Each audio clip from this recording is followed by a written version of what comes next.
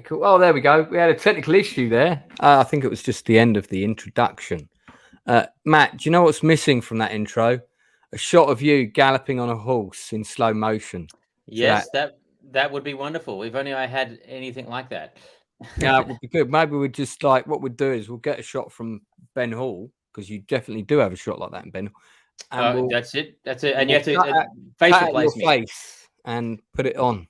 Get some face replacement technology going. Yeah, it's the way of the future. The way of the future. Pretty basic. So we've also got the inside man joining us tonight, who is incognito as per normal. Good morning, good afternoon, and good evening. We've already got 8 people watching, which is great. Thank you, 8 people that are watching. Hello. Do put comments in the chat. As we start doing our top 5, you can join in. You can also if you're going to stay with us for the whole stream, only if you're going to stay with us for the whole stream, you can contribute to the scoring system. That's a good idea. And we'll keep a list of the extraneous points that we're scoring, as well as the points that our 3 judges, possibly 5, because there are 2 other people invited to this stream who may join us later. Cool. To talk about our top 5 fantasy films pre-1990. Now, you'd think that would be a pretty short list and it wouldn't be that difficult. But I actually found it pretty hard. There was a lot of films I wanted on my top 5 that I did not have room for. I had to pick. Same. Yeah, great. The 5th spot particularly was there was a bit of a punch up. Now, we're going to explain how this is going to work. So first of all, we're going to talk about the genre a little bit in general, and we're going to talk about some of the cheesy films, which I don't think are going to be on anyone's list. Let's see if I'm wrong. By that I mean shit films. And don't bet on it. Well, don't bet on that. I know that Gary can't wait to release to mention You're the Hunter as his number 1. Now I'm going to explain the rules in terms of categorization. So, with the exception of You're the Hunter, if your film has got a spaceship in it, then it doesn't count, and it cannot be in the fantasy genre for this list. So that's going to exclude things like Star Wars, because that's science fiction. Some people would say Star Wars is sci-fi fantasy, and I would agree. However, for the purposes of narrowing down the field, we're keeping it fantasy. So now I will accept films that are set in a historical context, but not a specific era. Therefore, they are fantasy historical. So I would include in that the likes of things like Flesh and Blood, Paul Verhoeven's film, for example, which is very non-specific historical. I'd say that is definitely got one foot firmly in the realm of a fantasy genre film, enough to qualify for this. I will also include full-length animations that are fantasy, so you can include those in the list. Basically puts every single Disney movie pre-1990. Most of them, yes. I wouldn't say like Bambi, because that's animals in a real context. It's talking animals, but it's not really a fantasy movie. Yeah. Whereas I would say you could have Alice in Wonderland in your list. Yeah.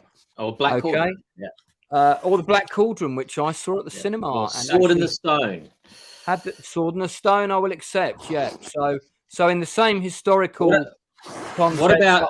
I will accept Excalibur. That can also, Well, that's got an element of the supernatural and I mean, and again, it's fantasy based on rumors of fact rather than established fact. So so I will accept that. But as I said, You're the Hunter is the only one in the fantasy realm that I will accept with spaceships in it, because the spaceships are fairly minimal. But there are spaceships in it. So some people might argue that it was science fiction. I would say it's still in the realm of fantasy, but it's got some spaceships in it. Whereas Stargate, even though Stargate's not pre-1990, I'm afraid is firmly in the realms of science fiction. Science fiction, yeah. Now, there were a couple of ambiguities in this category. One of those was Charlie and the Chocolate Factory. I'm going to exclude that from this list, so that cannot be included, because I feel that although that's in a fantasy context within the realm of the author, it's still within a believable context within the realm of the viewer. Does that make sense? Yes. We all felt that Willy Yeah, Wonka's chocolate it's kind of factory could- slightly too real world. yeah, we Yeah. felt that could be in the next town over from us when we were kids, and we did Hmm. go looking for Wonka bars, which of course got released a bit late. And you know, and if you get a golden ticket now, you get taken around like a brewery or something. So, yeah, but not going to include that. However, Ronald Dahl's The Witches, which I think it was released in 1990. That for me qualifies. Oh yeah. So there are a few that are kind of a little bit ambiguous. Okay. But there we go. Okay. So before we get into our top 5, I'm going to explain the point scoring system. Everything that comes in at number 5 gets 1 point. Number 4 gets 2 points. Number 3, funnily enough, gets 3 points. Number 2 gets 4 points, and a number 1 spot gets 5 points. So using our advanced scoring system on this whiteboard, the modern YouTube technology of the day, we will sum up points to see which films overall are the winners. So Leroy has already mentioned The Dark Crystal, and I'm keen to see if that one is. You see, I'm going to bet that all 3 of us have got a Jim Henson film on our lists. So we will see. Melvin is here as well. Brilliant. Maybe. Now, I promised to give somebody a shout out actually on this channel, so I'm going to do that now, and I won't explain why. Giving a shout out to Ella Brew, who may be tuning in and watching in between feeding a baby, her baby sister. Big fan of the channel, now tuning in on all of our streams. So Ella, thank you very much for your support. Please do subscribe as well. And thanks for checking out the channel and checking out our stuff. So has anybody checked to see how many subscribers we've got? Because when we did the last performance of False Accounts this Sunday just gone, at the beginning, I addressed the audience in character as an auditor and said, on an unrelated matter, if you could subscribe to the Outcast Creative channel, we are 20 subs away from, or 40 subs away from 2,000, and you have it in your power to put us over that right now, because there's 70 or 80 of you in here. And so some people did get their phones. We're close. We're very close. You're at 1.98. So 2 subs away from 2,000, guys. 2 subs away from 2,000. So we might hit 2,000 tonight. Now, next weekend, I don't know when yet. It might be Sunday night. It might be Saturday night. But I'm going to do a mega stream. I think possibly Saturday. I just need to check my social engagements calendar. He says, looking at his diary, which is vastly blank. But I'm going to do a mega stream because it's 1 year on this month from when I launched the channel properly. It's 1 year on from when I did the first industry interview with Jason Fleming and Critical Drinker and Mauler as guests with Dickon and Suzette from the Outcast Creative. So it's one year on and I'm at 2,000 subs nearly. I think that's something to celebrate. So I'm going to do a mega stream, and I want all of my previous guests to try and pop on at different times. Whatever time suits you. And we'll just kind of generally talk bollocks. So obviously, Inside Man, I'll need you to pop in about 9 times because you're very good at doing that with me. Yeah.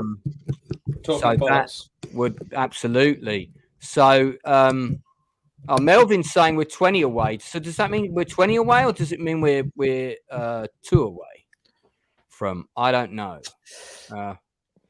So is Star Wars? You might be 200 away. So Leroy, some people no, it's not 200. It's either 20 or 2. I think it might be 20. We were 40 away when I did that announcement. Leroy, is Star Wars considered a fantasy? I would argue it probably is. However, for the purposes of today, anything that's firmly in the realm of spaceships is excluded. All right, we're more in the fantasy. Yeah. Otherwise, it just makes it too hard to get. Well, and it's hard enough. You bleed out into a lot of subcategories, and we'll do a top 5 sci-fi. I think of the same era. I think it would be good to do a top 5 sci-fi TV shows pre I would say pre-1995 would be good. Ooh, there's a lot to unpack there. There is. So, Matt, get working on the poster, please. Oh my God, that makes it all very hard. Yeah, make sure Babylon 5. Make sure Babylon 5 is on the poster. That's all I'm saying. All right. So, yeah. So now, guys, if you're going to stay on for the stream, if you're going to stay on for the whole stream, when we go to our number 5 spot, you can also put your number 5 spot in the chat, and we'll count that as extraneous points. So you guys in the chat, you can get involved as well. Going to make this very interactive for you. In fact, we should do this with all of our top 5, shouldn't we? More fun for the people watching. So yeah, absolutely. Let's get a vote going. Let's exactly. When we've got 10,000 subscribers, that's going to be fun. Obviously, Inside Man, you'll be in charge of counting up the points as we go along. No. You see now there's another favorite of mine that's already been mentioned. Legend, starring Tom Cruise and Tim Curry. Definitely fantasy. Absolutely, that is a contender. That is a contender. We're not going to include Dune because it's got spaceships. You could say it's a fantasy sci-fi movie, but again, it's got spaceships, so we're excluding that. Yeah, that's for the next. That's for the next one. Several of our regulars are here. So, Jimmy D. Again, you can take part in this, Jim. You can take part when you're number 5. So, guys, just going to show you how to do it, what I would want you to do. So, for example, if your 5 was Legend, you would type in the chat like that, precede it with the number. My number 5 pick is Legend. It's not my number 5, but that would how it would work, okay? So, all right, before we get on to top 5, we're going to talk about some guilty pleasures and some straight-to-video disasters. Shall we do some straight-to-video disasters first? Because I think that would be a lot of fun. I have a question just before we start. Would you consider Warlock series to be a fantasy? Do you mean Warlock with Julian Sands? Yes. No, I would say that because that's set in the real world. Okay, it's more horror. Elements. It's more of a fantasy horror. Okay. Yep, that's cool. Yeah. But just because the poor Julian's body was found in the mountains. Yeah. Oh my God, I saw that. I've just told a little story about him on YouTube, and in fact, I think we should just do a quick. Let me just pop something up. But I saw that. I mean, I think everybody kind of knew. Yeah, I mean, everyone was expecting it. You don't go into the woods for 3 or 4 months and never come back.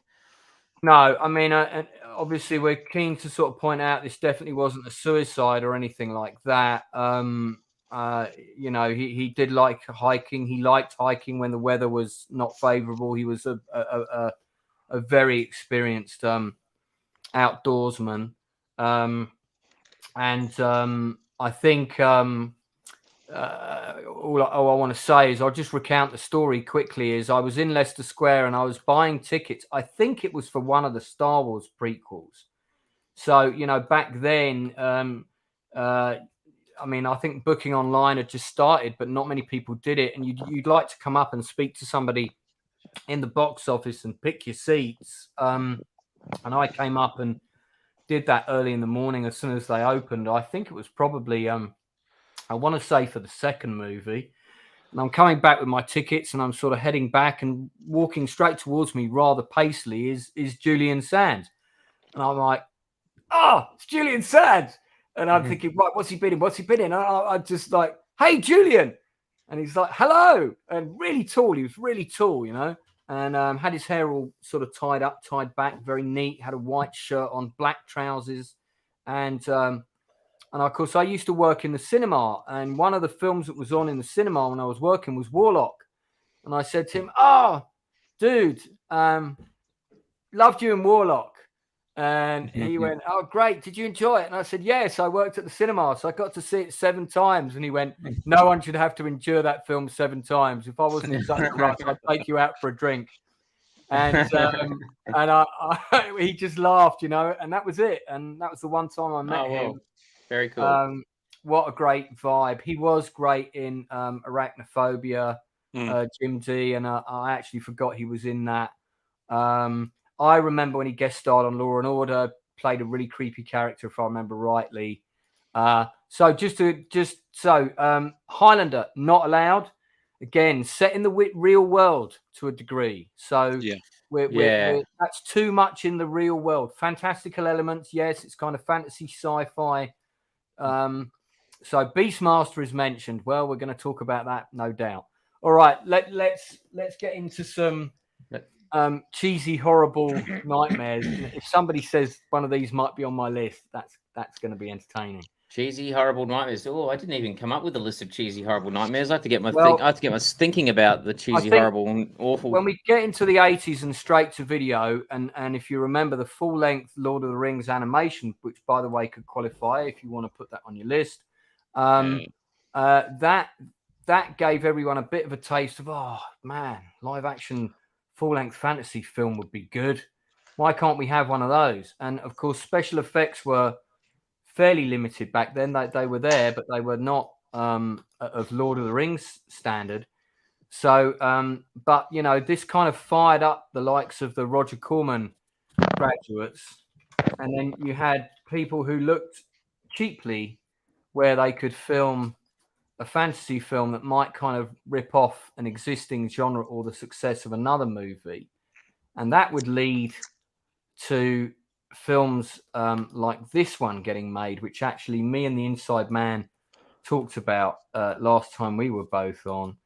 And this was a series of movies that most people, by the way, this is not in the top 5 for anyone joining, not in my top 5, but these sold very well. And they sold very well because they packaged them with pretty decent artwork, stuck them in big billboards in the video stores. They shot most of these movies for, I think, around $750,000, something like that. Maybe $1.5 million, and that's the Deathstalker series. Oh, yeah. And people may have heard of a movie called Wizards of the Lost Kingdom, which is, again, same producer and director. And I'm sure the limited vintage uncut edition is not particularly much better than the... And look, I mean, this is a different cover, but it's the same movie. Now, if you went to the video shop and you picked up that, you probably wouldn't rent that, would you? But if you picked up this, you might, with this cover, you might think, oh, yeah, this looks good. Yeah, you wouldn't pick up that, would you? Really? I mean, I would not have done. No. It's a trick. It's a dirty trick. Yeah. So, and remember, guys, we are talking about films pre-1990. So I just changed before the VFX revolution. Yeah, and this is before most of the Marvel films were made. Anyway, Deathstalker, as I'm sure Inside Man will remember, had spawned a number of sequels. So one of those was Wizards of the Lost Kingdom, which I'll show you quickly. By the way, I stress to add, in my opinion, none of these films were any good, not even in a kind of a kitsch way. They're just pretty bad. Now, Wizards of the Lost Kingdom had some amazing artwork, not that poster. This poster. I remember that from the video store days. Yeah, this poster. And when I saw that, I thought, shit, man, this looks good. I failed to spot, which should have been a warning sign, that a Luke Skywalker ripoff is kind of riding the back of this lion beast, which I don't think happens in the movie. And there's a Skeksis ripoff. There's a Skeksis ripoff and a Dark Crystal Castle ripoff, if you look as well, as well as a Jason and the Argonauts ship. Yeah. Many of these things on the cover do not appear in the movie as they appear on the cover. They kind of appear in the movie, but they're pretty terrible. And it spawned a sequel. Can you guess what the sequel was called, guys? Wizards? No. It was called Wizards of the Lost Kingdom 2. Oh, wow. No way. It was, yes. And it had an even nicer looking cover. Now, here's the interesting thing. It had almost no connection to the original movie in terms of plot or characters. Well, it probably didn't matter because no one saw the first one or cared. Well, actually, do you know what? The first one did. It was back then. You got to remember, it was all in terms of units shifted, video units purchased and shifted. It wasn't necessarily about the rentals. That was the retail side. But for the distributor, it was how many of these am I going to sell to the video retailers, to the video rental stores? And Wizards of the Lost Kingdom sold a lot of copies. It did very well. So they said, amazing what a poster will do, huh? Yeah. Can you make us a second one? And he said, yes, I'm going to make it even cheaper. And how I'm going to do that is use loads of footage from the first one and from Deathstalker and film a couple of extra bits. Oh, no. Oh, no. It's such bad film making. It's such bad film making. It's very green. Melvin's asking about Lord of the Rings. So again, to stress, well, they would count, but it's pre-1990. We're five fantasy films pre-1990. Otherwise, they would, of course, be firmly in the mix, and unfortunately, would probably take up everyone's top Leroy 5. has picked up on another reason for the success of these movies. Key ingredient: lots of big, beautiful, big-breasted women in the movie. Well, yes, there were. In fact, the man who made these cottoned on to that after he made the first couple of these, and he thought, what if I make a film in this series and just go for that element? And he did, and it was called Barbarian Queen. Also had a second film, I think with Lana Clarkson, was it? And as you can see from this poster, it was very plot driven story. It was, and by that I mean it's about some barbarian queens who don't wear much. I don't almost slightly exploitation. We're definitely getting into exploitation territory. Yeah, so Hector Oliveira is the director of all of these movies. I think he produced them as well. Is he Italian or is he South American? He may have actually come out of the Roger Corman camp, to be honest with you. Yeah, that's what I think. I think he did work under Roger Corman. Right. Now, Leroy, a bit like Ciro Santiago. Leroy Roger Peters can is say already purchasing the limited edition Blu-ray. Hubba My Kind of Women. He's there. But Tony, so there is a market for these things after all. I Tony mean, Fadell, typical sales agents. Yeah. Yeah, and Tony knows all about that, being that he's worked on pretty much every side of the industry. We must get him on as a guest at some point. Greg Moss says, I'd count John Carter as fantasy. Now, I would actually maybe allow that one because it is more fantasy than sci-fi. However, again, it's not pretty fantastical. It's fantasy. Did anyone on Mars without breathing is... Did you ever see the? There was I think it was a Hallmark production of Princess of Mars. I think it was. I think that was done before John Carter. I feel we should look this up. Is it called Princess of Mars? I think it was Princess of Mars. Yeah, which is the first of the John Carter. You're Burroughs right. Here it is. Books. Princess of Mars. I think it was a Hallmark thing. The classic story that inspired James Cameron's Avatar. Pushing it a bit, isn't it? I think I think that's reaching a little. Yeah. I think. Yeah, slightly over egging the pudding a bit there. I think so. Inside Man, is it worth watching? No. Okay. There you go. In a word. In a word. It's terrible. In a word, it's terrible. Okay. Now I'm going to probably say something that'll piss off a lot of people, but I'm going to say it anyway because it's my opinion, and I guess I'm willing to be crucified for it. Matt, that's so unlike you. I'm going to put Excalibur on my list of bad films. I would agree. I think Excalibur, except for maybe some costumes and some photography that's quite nice. Just going to say exactly that. It's a really horrible movie, and I've tried to watch it because the people say it's so good, and I try, but I can't get past its awfulness. It's got a horrible lead. That actor playing Arthur. Yeah, he's lead. Terrible. He's terrible. You know what the problem is with that movie? It's like it's got 8 individual paintbrushes apart from that paintbrush. That's like a black paintbrush that isn't working properly. But there's other elements of the movie that on their own look really good, like some of the costumes, like some of the shots. Yeah, and some of the locations are really nice. Yeah. Some of the location work, the gore and all of that. But as a cohesive narrative or a film that kind of works in sync, yeah, it's not good. I agree. It's not. It's painfully awkward. So I can't get through it. It was something that it really could have been good. It's one of those. It could have been so good, but you can see the potential in it. Yeah. The whole movie seems badly ADR'd. Yeah. And it's tonally all over the place as well. It's like just a strange tone. It's not.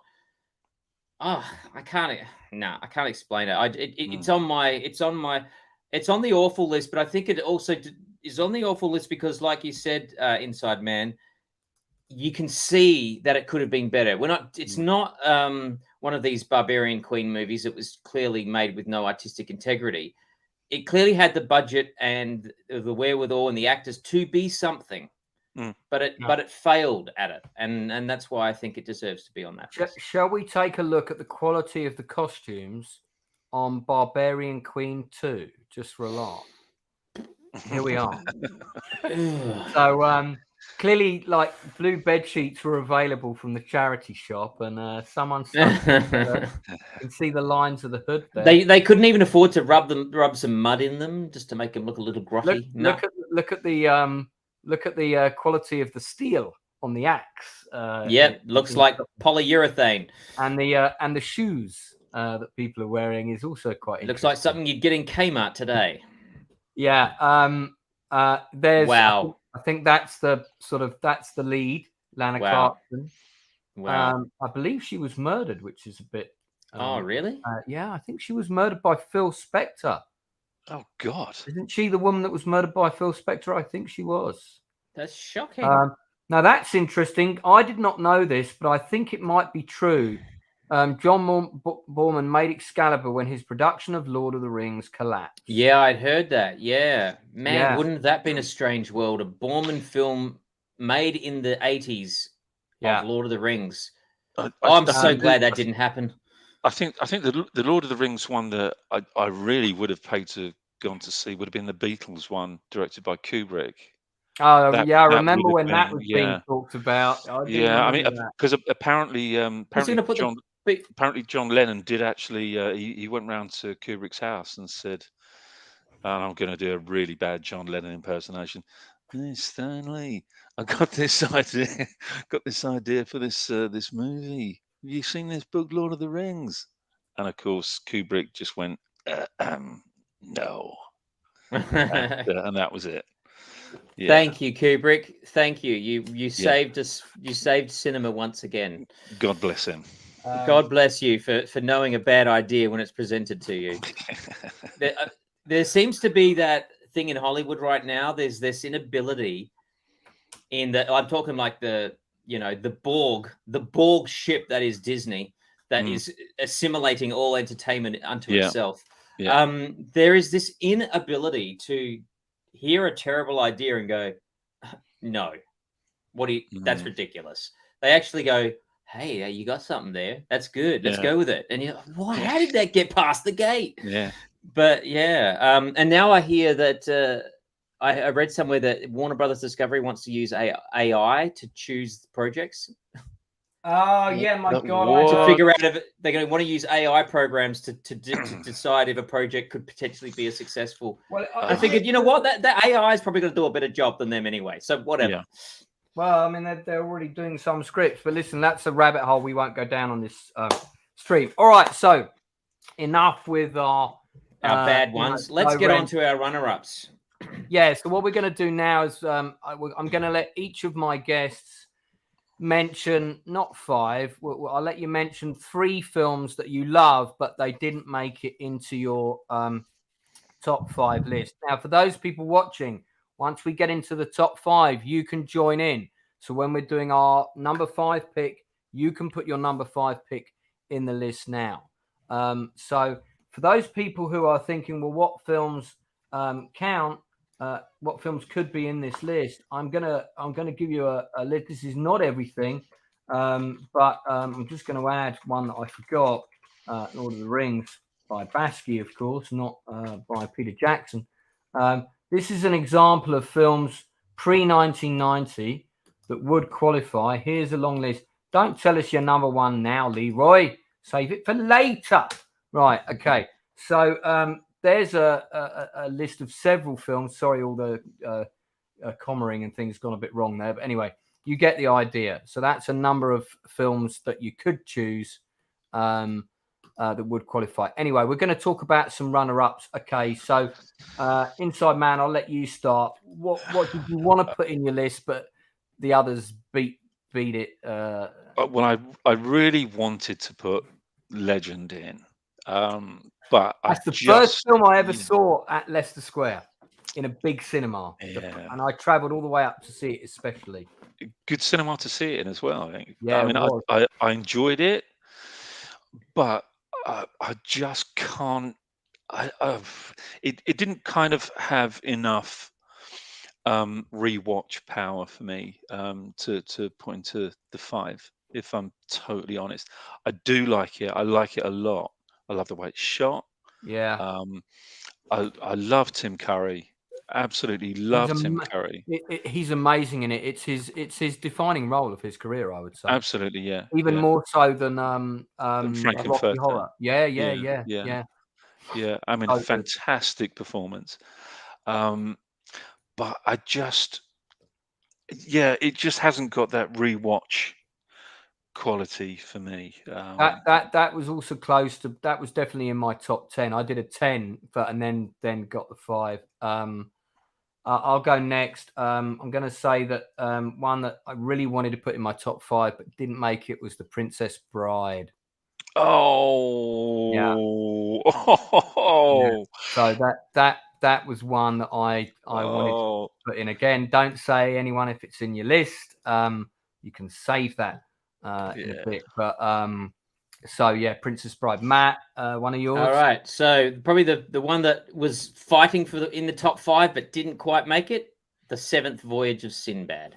I love that film. Love that film. I love it too, but it didn't quite make the top 5. Yeah. It's an honourable mention. Honourable mention. I have a feeling that one of my films is going to be in the same spot as one of your choices, Matt. Let's see if I'm sure it will. So okay. So we'll go round again. Inside Man, give us another near miss that you had. It was, and I'm really sorry to say that this isn't in the top 5, but The Dark Crystal. It's a beautiful film. I mean, it's a beautiful film, and it's so drenched with imagination and originality. I love it. I love its art direction, its production design. I love it. But again, it was having to really be quite cruel and whittle things down. And I'm quite choked that neither Legend nor Dark Crystal actually made it into my top 5. Yeah, that's that's fair enough. Interesting. All right. What about you, Lance? What's your second honourable mention? My next honourable mention. I mean, I've still got 2 fighting for my number 5 spot. I've got this or this, and I still can't decide because I love them both for completely different reasons. I'm gonna have to kick one of them off, and everyone in chat is gonna curse me if I do. I think I'm gonna have to kick off Krull from my number 5 spot and go with my other choice. Okay. So I think Krull's gonna have to come off. Now I've got a special soft spot for Krull. I saw it at the cinema. I have the vinyl soundtrack right here. By the James Horner, right? I have a it was. Yeah, it was. Soundtracks lined up in case they get picked. I've got all my fantasy soundtracks lined up. So this is the back of the thing. Some lovely stills there of the Slayers. I always thought that actor in Krull was who's that? Richard He's Chamberlain. really good in he's got a great character in Deep Space Nine, Ken Marshall. Right. I always thought it was Richard Chamberlain. But anyway. Yes, he looks just like Richard Chamberlain, only younger. But young Richard Chamberlain. The Krull was a film with a lot of faults, but it had a lot of good things too. I liked the basic plot. I love the production design. I like the fact that it was different. It had a bit of a naff ending. It's us that can defeat it, and that was all. And suddenly he's got a flamethrower out of his hand. That was a bit like, not sure about that. But there was a lot about it. I love the sequence where the Slayers come out of the water in the swamp, and you got the whole ambush. I love the guy who plays the magician, who is also the teacher in the Charlie the Chocolate Factory movie, the one with Gene Wilder, of course, which is the only one worth mentioning. Yeah. The young Liam Neeson is in this film. That is correct. Leroy's mentioned. A young Todd Carty is in the film. Tucker Jenkins from Grange Hill, who I got to meet a couple of times. Francesca Annis, of course, Lisa Anthony, Freddie Jones, and of course the score by James Horner. Not forgetting Bernard Bresslaw. Oh, it's the Cyclops, and my friend Martin's dad went to school with him. They were in the same class. Oh, really? Yeah, so that's a bit of an unusual one. I have to admit, I've never seen Krull. Damn, dude! I think you'd like it. Yeah, never seen it. I've seen shorts, I've seen trailers, and I've seen videos that discuss it. So I've got an idea of the film, but I've never watched it. Well, you know what? I think I might show a clip of that at my summer movie quiz, Matt. Okay. It's going to be it because it's only happening because you're here. That's right. So, yeah. So there's 12 people watching. Could you please share this stream on your social media? See if we can get even more people. And guys, we're only 20 subscribers away from 2,000. So spread the word. Maybe we can even hit it in this stream. We'll see. A few comments on it. Leroy Peters saying the movie was excellent. Well, Leroy, you can put it in your top 5 when we start doing the countdown. Greg Moss, the set's amazing. And then Melvin talking about Josh's balls, probably unrelated to our current discussion. Okay, Matthew Holmes, are you high? I can vouch Matthew is probably not high, but I'm not high, but I haven't seen Krull. There are a few do my best that he arrives in London. There are, or is never seen Krull. I've been tempted many a time to pick it up, but I've in the video store. Should I watch this? But I never did. Let's watch it together when you're here. Okay. I'm also going to have a clip of it on the movie quiz, so don't watch it before then. All right. All right. Maybe we'll do a live stream commentary watching it. Yeah, that'd be good. Yeah, we could do that. I'm quite sussed out how you do that without like the people on YouTube not hearing the film yet, but we'll have to work that out. We watch it with headphones. Yeah, but off another device, right? Second device. Yeah. We'll figure it out when we get there. We'll figure it out. All right. Well, look, my top, my next one, is actually I concur with Inside Man, the one that didn't quite make the list but nearly did. That I like is the Dark Crystal. That would also be one of mine that didn't make, and I love it for all the reasons. Yeah. It's fantastic and everything, but there's still something about it didn't quite. Come together, but it's the artistry on display and the puppets, and I mean it's just gorgeous. It really is beautiful. Okay, so one more choice each then. All right. Didn't make our top 5, but we wanted it there. Inside Man. It'd have to be Labyrinth. That was in my top 10 list, especially the scene with the snail that invites him in, invites her in for a cup of tea. Yeah, I know that so many people love this film. It's good. It's a great film. There's some great design in there. Bowie is fantastic. Jennifer Connelly, come on. Jennifer Connelly, yeah. Say no more. And it just like I say, it was of our generation. Yeah, oh, definitely. But it was all to do with that. Being quite cruel, and which do I watch the most? Which do I go back to? Yes. And that was the only kind of criteria that I really had to use for keeping these outside. And that's why my top 5 is my top 5, because each of them I do watch. I do go back to frequently. But that's I'm quite sad to put those 3 outside of that 5, to be honest. I just want to pick up on a point that Jim Dees mentioned. Gosh, all these great fantasy movies. Remember when movies took risks? Most of these films would not get made now. Oh, absolutely not. And that's what makes them so good. Because they're too original. They're too reliant on practical effects instead of digital. Yep.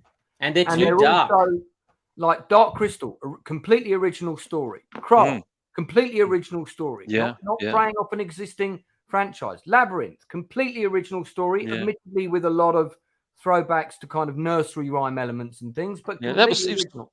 Terry Jones, wasn't it? Wrote the screenplay for that, I believe. Did he really? I think it was Terry Jones, Monty Python. Terry Jones, yeah. See, Leroy never saw Labyrinth, so now Matt, you've got one up on me. Hey, Leroy, are you high? Have you never seen Labyrinth? Exactly. Yeah, got to be high. Okay, so I think it would be a really good film if you were high. Like it'd be an even better film. You'd be like, "Wow, this is the best." Once again, Matt, I'll do my best when you arrive in London. See what I can do. So, okay, right. So that was yours. Inside Man was Labyrinth. What's yours, Lance? My one is Clash of the Titans. Yes. That was fighting Clash of the Titans. Some of it does look a bit dated. Not keen on the Clockwork Owl thing. Oh no, that film that knocks a point off for me. That bloody Clockwork Owl. But there's some great stuff in it. I love the Medusa. I love the Kraken sequence. Yeah.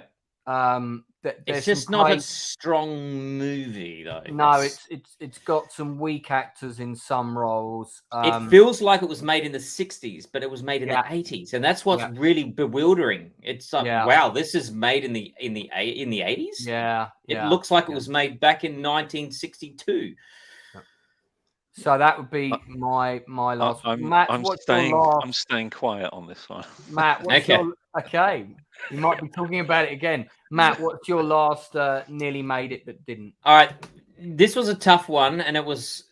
I was tending to go with. I was going to go with Inside Man on this one with Labyrinth, but because again, I do like Labyrinth, but I actually was going to put Return to Oz.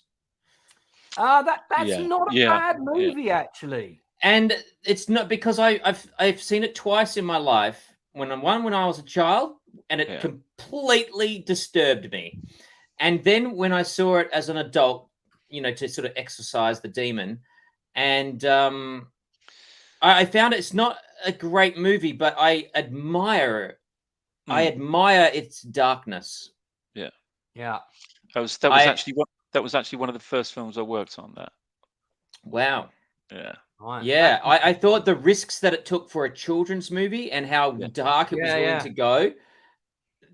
Talking about movies that would never get made today, I mean, this film was disturbing. It was so disturbing, and I think it was Fazruka Balk who played the young Dorothy. Didn't she die young? Is that right? No, she's still alive. She's still alive. I'm thinking of a different actress. And Peter Duncan from Blue Peter was inside the body of TikTok, the robot. Oh, yeah. I think it was. I actually think it was another guy. Actually, I think it was. Well, he did an episode about it on Blue Peter, and I thought it was. I thought it was another presenter. I thought it was another one of their presenters, and he was a former gymnast, and who's sadly passed away from. I think he sadly passed away from AIDS. You might be right. It might have been that guy. I mean, I've got Peter Duncan in my head. But let's have a look. Return to Oz. But it was, I think it, like anyone from our generation, like who was a child in the 80s. Yeah. I think anyone remembers who saw Return to Oz. There's a collective nightmare that we all share that was experiencing Return to Oz. Yeah. Because it was marketed as a family movie, but it was essentially a child's horror film. Yeah, it really was. And it freaked us all out. And you mentioned to anyone of our age, did you watch Return to Oz? And everyone was, that film scared the shit out of me. So Gary, we're both wrong. It was played by an actor called Tim Rose, who also played Admiral Akbar. Yes, he did. Yeah. Akbar. However, who played TikTok? Yeah, TikTok. I think is the. Right, however, Blue Peter, I tell you, did do an episode on this, and Peter Duncan was seen getting in the costume. Now, maybe I'm remembering it wrongly, and maybe the episode was he was on set for a day, and we're going to let him play TikTok for one shot. So that's probably what it was about. So there are quite a few big name actors in this because Matt Clark has been in absolutely everything. Piper Laurie, the mother from Carrie. My God, yeah. Yeah. Jean Marsh, again, the bad guy from Willow. I'm sure we'll be talking about Willow Yeah, later. and she was terrified. She wasn't the witch, was she? No, she was Nurse Wilson. She was Nurse Wilson. Who but may have also been the witch later. Yeah. So it's, for me, it's more of an honourable mention, not so much because I think it's a fantastic movie that really had to be on my top 5 or anything. It's just that it's I respect it. I respect the risk it took. It's not a horror film, Leroy, No. but what Matt is saying is he saw it when he was really young and found it quite scary. So yeah, it's like a child's horror film because it's not got horror in it, but it's psychologically terrifying for a child. Okay, here's an interesting question. Aliens is sci-fi, so it's not allowed in the top 5. No, that's not fantasy. Would we allow 20,000 Leagues Under the Sea? No, because there's no fantasy. No, giant squids are real. But I would allow Mysterious Island. I would allow Mysterious Island. I would allow Mysterious Island. Yeah, because it's got the big creatures and all of that stuff going on, and they both have Captain Nemo in them. But yeah, I think 20,000 Leagues Under the Sea is more of an adventure movie. Really. Yeah, exactly. I'd agree. More adventure. Yeah. Just a quick word for all those people out there that think that everyone who works in the film movie business, this business we call show, that everything's glamorous. My job on Return to Oz was polishing floors for 6 weeks. Ooh. That was Inside Man's one of his first jobs. Polishing floors. Yeah. Set polishing floors, eh? Set floors, yeah. What, of the Emerald City or something? Yeah. Jim D has mentioned Warriors of Atlantis. It was Warlords of Atlantis. Warlords Atlantis, yeah. Warlords of Atlantis was in my shortlist. It's not a great movie, but it's a fun film. Yeah. And actually, it is a fun film, yeah. Me and Inside Man talked about it quite a bit. I can't remember if it was after you'd left, Matt, on a stream, or was it after the Alien stream, or was it? No, I think it was when you were doing your weekly roundup. Oh, I did a weekly roundup, and you came on. Yeah, we went down all kinds of rabbit holes, and we did talk about Warlords of Atlantis at some length. And guess what, guys? It's in development to be remade. Holy shit! Jesus. Oh God, who's doing it? Oh, please. You know what? A big budget version Disney. of that could be quite interesting. I like the story, so could be good. Not if it's made in this era, because everything. Yeah, okay. I'm trying to be optimistic, guys, but yeah, okay. You're probably We need another 5 years before we need to remake things and actually make them good, because we need to get past this phase that we're in right now. Warlords of Atlantis. We're going to go on to our top 5 in a minute. Those people watching, where you can take part, but Warlords of Atlantis did have there's a lot of fun elements in it. If you like your older fantasy and you've not seen it, it's fun. It's a fun film. I saw it at the cinema. I saw it as a double bill, and I remembered when we were talking about it. Yeah, with Gumball Rally, wasn't it? Rally, double bill with Gumball Rally, mate. By the way, look what arrived. Oh, you got it. Blu-ray of Gumball Rally, guys. Nice. So we're gonna have to. You know what? I want to do a great races stream. Films about great races. We'll do a stream. But this is I watched it again, and do you know what? It held up pretty well, actually. Did it? Do you know what? I've got to get it. Good characters, good acting. It was fun. Yeah. Not a lot of extras on it. So, guys, this is the film that precedes the Cannonball Run, and it's just less gimmicky than the Cannonball Run, and and it's all the better for it. But we're going down a rabbit hole, so we won't do that. All right then. So we're on to our top 5. So guys watching, you can take part. You need to precede your choices with 5 in brackets, like so.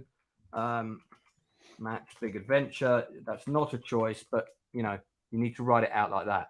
So the ones in position 5 score 1 point, and then it goes up until we get up to 5 points for the number 1 spot. So any of our special guests coming in yet? Any? We've got 2 other people that may or may not come on. I will message. Do you know what? Before we start, I'll message them quickly and see if just to remind them. Oh right. Okay. So hey, so one of them who's also one of the mods on Drinker's channel. We're just going to leave it now. Okay. Talk amongst yourselves while I'm doing this. Let's see if there's anything in the comment section we can interact with our viewers. Let me have a look. Greg's saying always loved Lost World Adventures.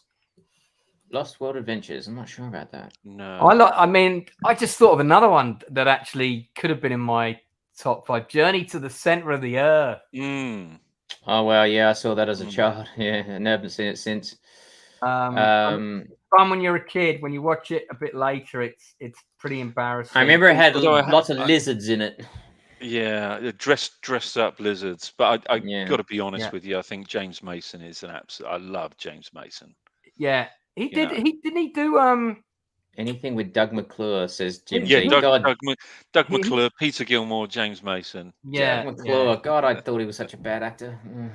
Well, Doug McClure was exactly the same in all of the films that he was in. But all of the films that he was in required him to be exactly the same. So it kind of worked. You know. Yeah, he was the same in At the Earth's Core as he was in Land That Time Forgot, and At the Earth's Core and Journey to the Center of the Earth often get confused as the same movie, and they came out, I think, within a year of each other. Yeah. Oh, The Land That Time Forgot. God, I tried watching that once. Oh. David Macy's gone for a vote already. Got to precede it with the number.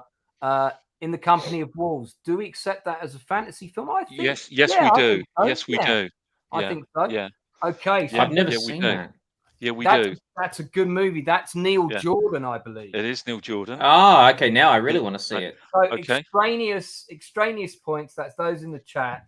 So 1 point for In the Company of Wolves. Okay. All right. There we go. It's actually just to correct. It's just The Company of Wolves. Is it? Yeah. I always thought it was In the Company of Wolves. No. The Company of Wolves. Okay. All right. Yeah, I have to admit, I thought that was the title, David. So, don't think yourself any less. You're on Lance level, which is, crazy but okay place to be. All right. Okay. So I'm going to turn to my guests first. So, Inside Man, what is your number 5 pick? Well, oddly enough, it's The Company of Wolves. No way! Yes, it is. Yeah. Synergy they're going on there. Synergy. It was. Okay, so it's almost as if David Macy read your mind there. So don't forget, guys, you can take part. You can write your number 5 picks now. So that's 1 point from our judges in The Company of Wolves. Okay. And there's a couple of reasons for it. I think one of the reasons is that I'm a big fan of Angela Carter.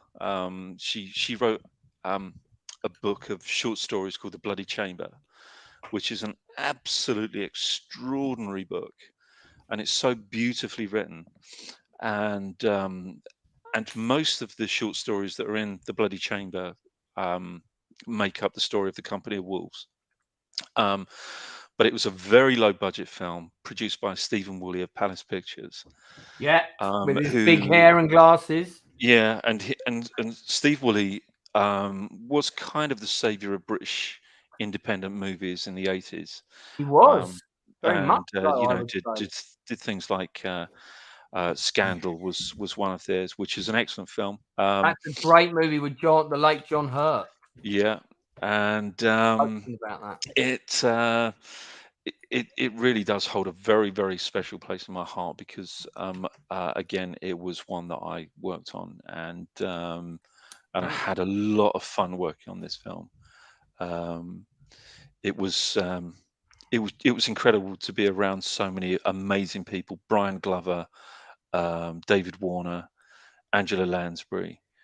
Yeah, all deceased now, of course. Yeah, and we had this set over at H Stage at Shepperton, and it was an interior forest. So, and all of the trees and everything, they're basically shifted around in various sort of combinations to make up this forest. These sort of fiberglass and polystyrene and plaster trees. Just because it was kind of like a horror version of Little Red Riding Hood, wasn't it? It was.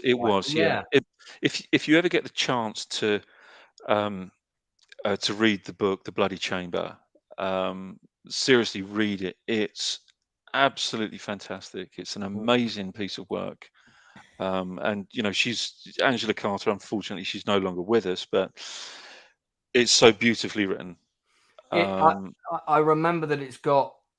I haven't seen it since it was on video, but I remember excellent photography.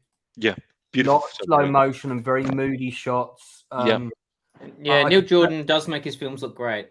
Yeah, I've never seen The Company of Wolves. Quick look at the cast. So I now have to hunt down a copy and watch it. Look at these black and white press lobby set of stills. Look, I remember this sequence was amazing. Yeah. So there's a whole load of people, kind of like sort of Victorian era upper class people sitting at dinner, and then suddenly the music goes weird and they all start changing into wolves. It was so well done. Yeah. I mean, they change into sort of pig people and wolves and bits and pieces. Into all these different creatures. But it's. I mean, it's fantasy horror in a way, but I'll let you have it because it is definitely 1 foot firmly in fantasy for sure. I've actually got, believe it or not, I've actually Christopher Tucker who won an Oscar for The Elephant Man, who did the makeup effects on this. I've actually got 3 of the what they call change-o heads for the final wolf transformation. Yeah, just the actual heads, the 3 different stages of the heads. Have you got one of them you could grab and show us? Not now, but you could get it at opportunity.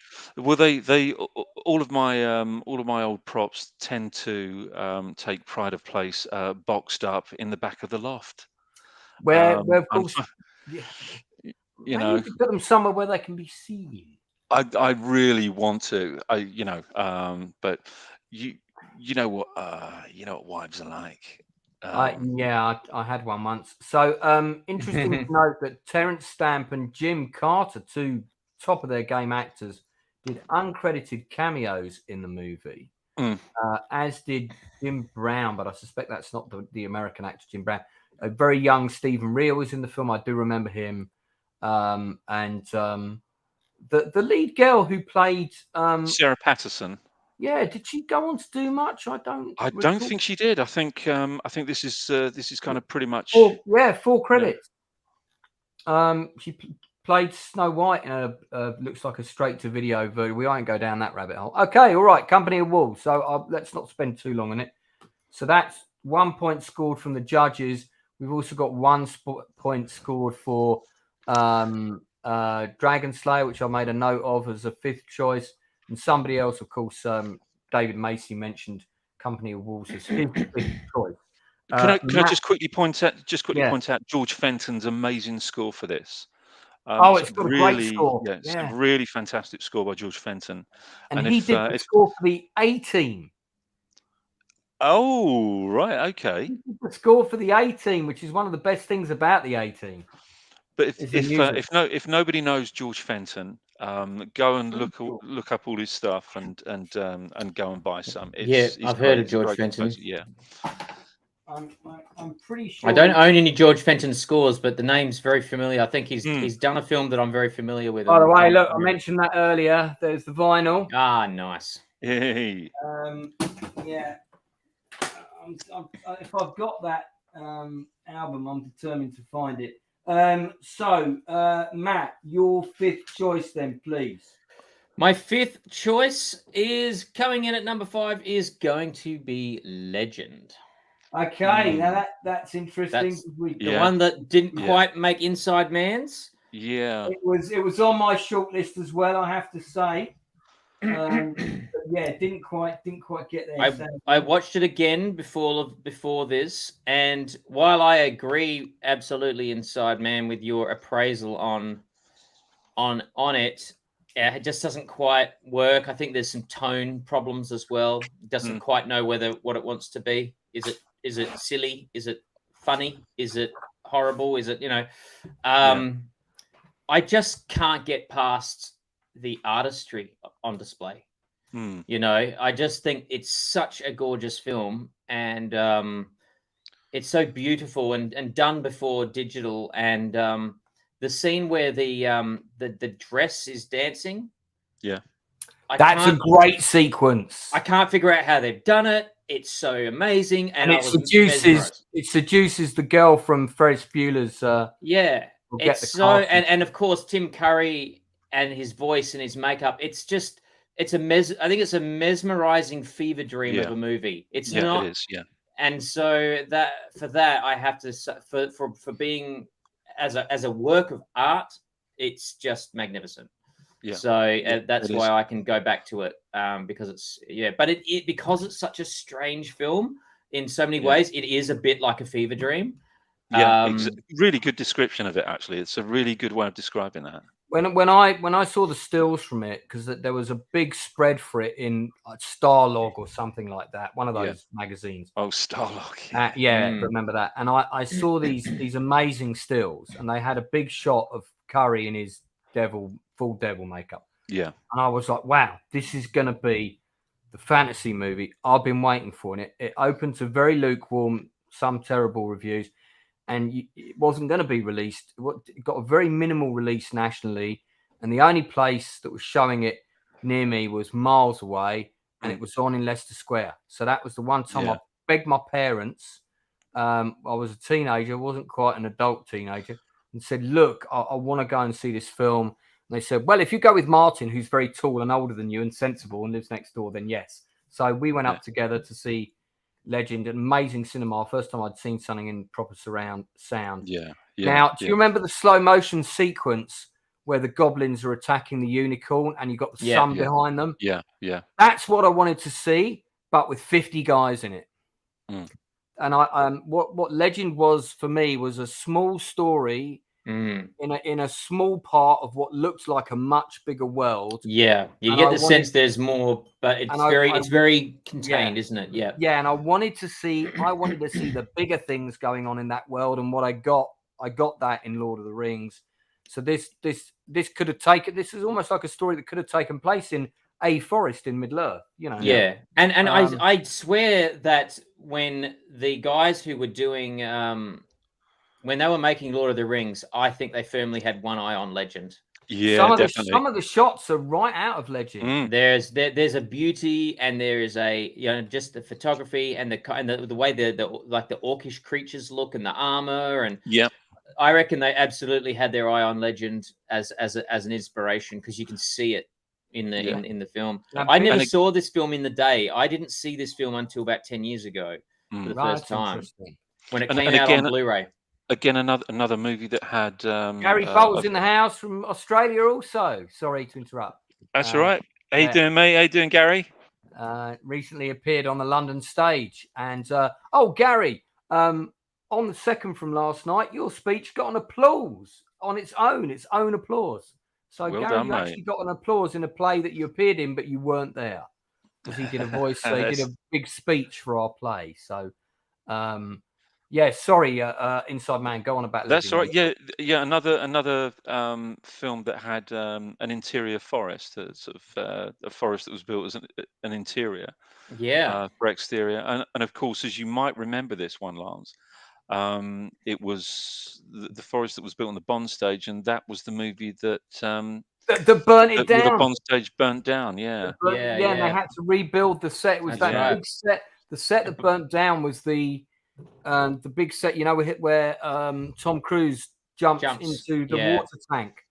That was the same water tank that was built for The Spy Who Loved Me, and that they built it around that. And that all caught fire. And so somebody smoked a fag and dropped it inside the set. That's what caused that. That's what. Apparently, there was a lot of gas that had gathered up in the top of in the top of the building. So it's like a powder keg Yeah. So and that's so they had to actually film. They had to actually build. They hadn't shot the unicorn sequence yet, so they actually had to film that out, build a set outside, and that's why the unicorn scene in the with the stream has a more natural light look. Yeah, that's interesting. I did not know that. Yeah, I know they had to at some point they had to go to Black Park, which is obviously kind of more or less within Pinewood, which was been used for things like Goldfinger, Space 1999, and so many other productions. Black Park, but yeah, I think that was the first time the Bond stage burnt down. The second time was Casino Royale. Wow. Yeah. What's going on? Keep burning the stage down. down. But I think didn't they put the fire out on Casino Royale? It didn't quite. It had to be torn down and rebuilt. So really? It's the third rebuild. Damn. Yeah, it's the third build at the Bond stage. Wow. You think the insurance company is going to start? The premiums on that stage must be pretty frightening. Okay, so Legend is Matt's number 5. So what's yours? Do we want? Well, before we move on, do we want to say anything else about Legend? I just want to say Billy Barty was in it, who also played the grand kind of Elwyn Wizard in Willow. In Willow, yeah. His voice is completely. You cannot mistake Billy Barty's voice. The way you talk like that, the little high thing. Is that Sharon D. Brown, who plays the Firelight? She's a very well-known actress on stage, actress and composer. Yeah, Sister Act 2. The sequel to the Blues Brothers, etc. So yeah, I'm sure she. Who was Sharon Brown in? I don't. She's probably playing director's in makeup. cut Fairy Firelight Dancer. So there's a director's cut Legend. I have not seen that. Yes, I've got that. I've got that. Of course you have. Yeah, and this has got the this has 2 versions on it, but I don't think it has the Tangerine Dream version. Right. This has got the European theatrical cut and the director's cut. Liz Gilbert was in the dancing black dress, and that sequence was. I was stunned when I saw that sequence for the first time. Yeah, it was truly mesmerizing. It reminded me of, and this could be in someone's list. Reminded me of the scene in Jack the Giant Killer, where those kind of undead creatures interrupt that wedding, and they're kind of all dressed up as like bridesmaids, but there's all kind of flames coming out their eye sockets. It's actually a really creepy sequence. So guys watching the stream, you can also vote for your number 5 now. Yep. Lance is keeping tally, aren't you, Lance? I am. We've got Melvin Deeply has gone with Conan the Destroyer. That's the second Conan film for his number 5. We've got Greg Moss has put Jabberwocky for his number 5. Nerdly UK is in the house. Great to see you, Nerdly UK. We want to know your number 5 pick of fantasy films pre-1990. So I'm going to add Jabberwocky. My number 5. Okay, let me just add these points before I forget. Jabberwocky was 1, and Conan the Destroyer. I'm surprised to see that on people's list because I was pretty. That's a good story, but it lacked the brutality of the first movie, so they could get a 15 certificate, and I think they should have just gone for the 18 audience again and kept the world of Conan unchildren friendly. Personally, that's my comment about Conan. I think I'd rather most films be children unfriendly. That's just my opinion. But except children's movies, those can be but anything else, there's going to be a lot of people that are upset with my choice. Not my choice per se, but because of where it is, because of where it is in my list. But all right, different films mean different things to different people. Exactly. So my number 5 pick is actually Conan the Barbarian. Right. Now, I was completely not old enough to see this. Me and Martin, the tall kid from next door, the sensible one, go out with him, Mum said. We lied about our ages to get in. Guys, I have got your Dragon Slayer and Beastmaster, Jim D and Leroy Peters already. You don't need to repeat them. I am keeping an eye on the chat.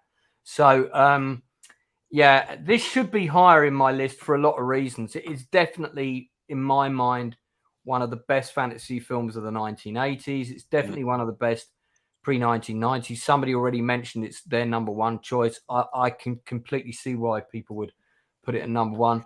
I like the fact that it's a long movie because I remember at the cinema, we got to one sequence of it and I thought, oh, the film's over now.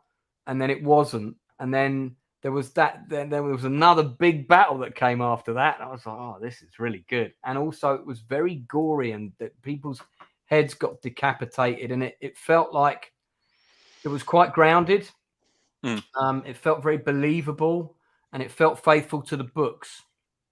And also it had James Earl Jones in it, who's absolutely amazing.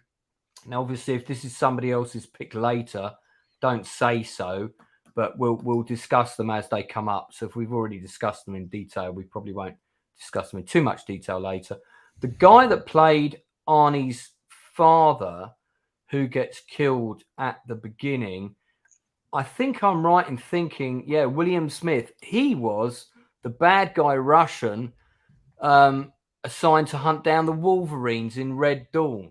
Oh, was he? Yeah, and sadly we lost him a couple of years ago, but I remember seeing him in a lot of different roles, and I really rated him as a good character actor. I'm just looking for a Red Dawn still, but sadly there doesn't appear to be one. But he had the role as Conan's father. Mako, of course, was great. And I don't think Mako was in the second film, was he? He wasn't in the sequel. I can't recall. No. Greg is saying, iconic score by Basil Paldoris, who also did do the score for, for Red Dawn. So Leroy, I know it's your number one. You've said that twice already. You could keep that as a surprise, mate. So tell us later. But it's my number 5. You guys got anything you want to say about it? Yeah, I think it was one of the few De Laurentiis films that I really like. There aren't many that any of the De Laurentiis family have done that I can really sort of say, yeah, that's apart from maybe the original Dune. I like their Dune film. Have you guys seen the recent Arnold documentary on Netflix, the 3-parter? No, I haven't seen it. No.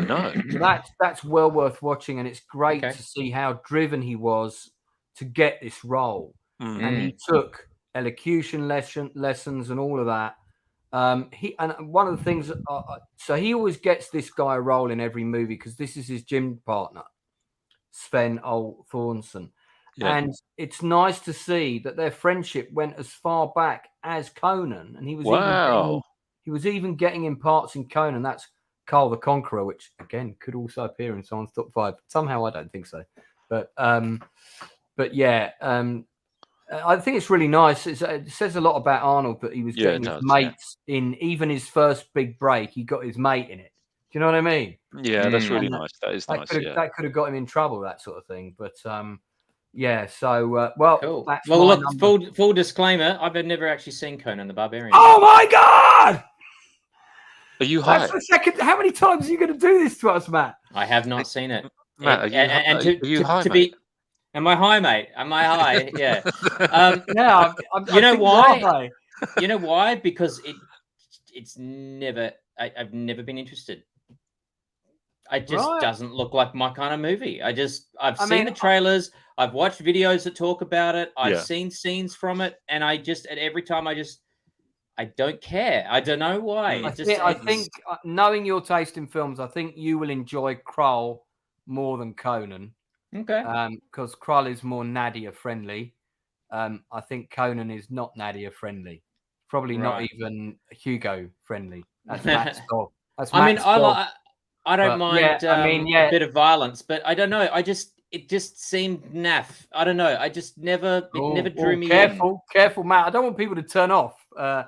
Getting some angry responses now, which include "What the fuck?" from Jim D. But Matthew Holmes, you sir, I am on crack. I've gone from weed to crack. Dude. It feels like one of those movies I missed my childhood certainly wasn't able to watch it in its time because of my upbringing. Wouldn't have allowed that. Yeah. And I missed it in its time.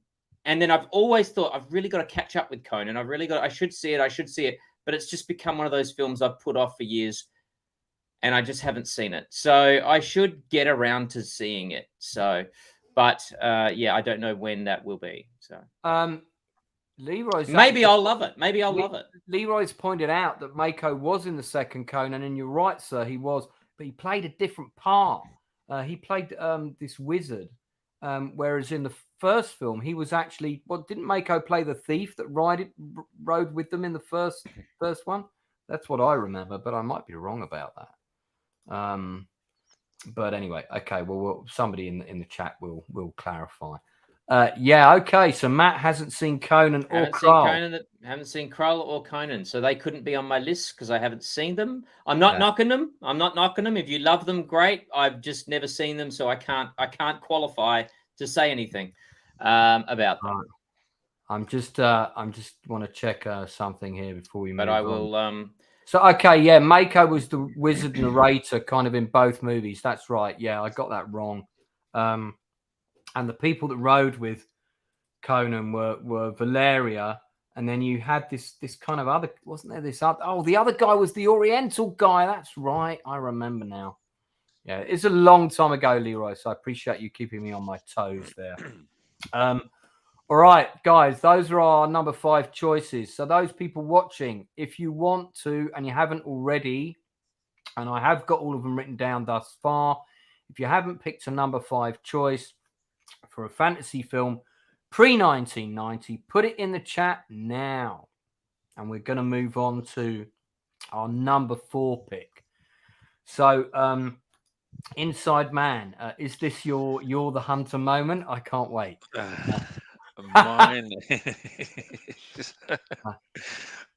Mine is, and very similar to what you said. I think the criticism that I'm going to probably get is for its position.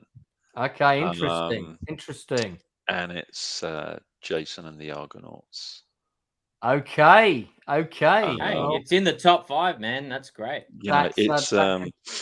It's it is one that I consistently go back to. I think it's artistry. I mean, it takes an awful lot of liberties with Greek mythology, as all those films did. Yeah. Now, Inside Man, did you see it at the cinema on its re-release? I have seen it at the cinema on its re-release in 1979 re-release in the UK as a double bill with which movie? I didn't see it on a re-release with another movie. I did see it on a re-release. Okay, well, in the UK, I can't recall. It was I'll tell you in a minute what the re-release was, but we'll talk about Jason and the Argonauts first. But we can't talk about Jason and the Argonauts without talking about the film that I saw it with in 1979. So I can't wait to hear what film it was. Yeah, we're gonna have fun going down that rabbit hole. Okay. Right. Okay. So Jason and the Argonauts as Inside Man's number 4. Good choice. This is it's got a great score by Bernard Herrmann. Everyone knows Bernard Herrmann's stuff. If you don't, then go out and have a look and have a listen to. He's the John Williams of his time. Yeah. And you can't get away from the Ray Harryhausen animation. No. Or as he called it, Dynamation. The amazing sequence, the ones that stick out for me are obviously the Talos sequence. And the sequence with the Spartoid, the skeletons. Yes. I think it's real filmmaking. It's filmmaking at its absolute purest because every frame has been created. You're this guy is creating the movement. The director Don Chaffee, he kind of went on to do a lot of TV afterwards, things like Charlie's Angels and Chips and Fantasy Island. However, there is something that Don Chaffee did do, which might interest you, Matt. Oh, I know what you're about to say. In 1975. He did. He directed episodes of Ben Hur. Ben Hur. Yes, he did. He directed episodes. Was there a Ben Hur TV series? Yeah, there's a Ben Hur TV series in 1975, and Don Chaffee was the director of several episodes of that. Yeah. And it was shot here in Australia. Yeah. Right. So, yeah. Yeah, quite an interesting connection, I thought, with yes, yourself. and there is more connection coming up with Jason and the Argonauts, but we'll leave that to later in the chat. Yeah, I suspect that's going to be talked about a bit later in the stream. So I'm going to save what I saw Jason the Argonauts with for later. Okay. Oh, so, I will comment on Jason the Argonauts a bit further. It's been a firm favourite of mine. The first place I saw it was at the cinema. It had already been on television, but I only caught the end of it. I missed it somehow. I was a young kid. It was whatever time it was. I missed it. And then the actual film that I went to the cinema to see was the other movie, but it's double billing with Jason the Argonauts. Great. Get to see that at the cinema.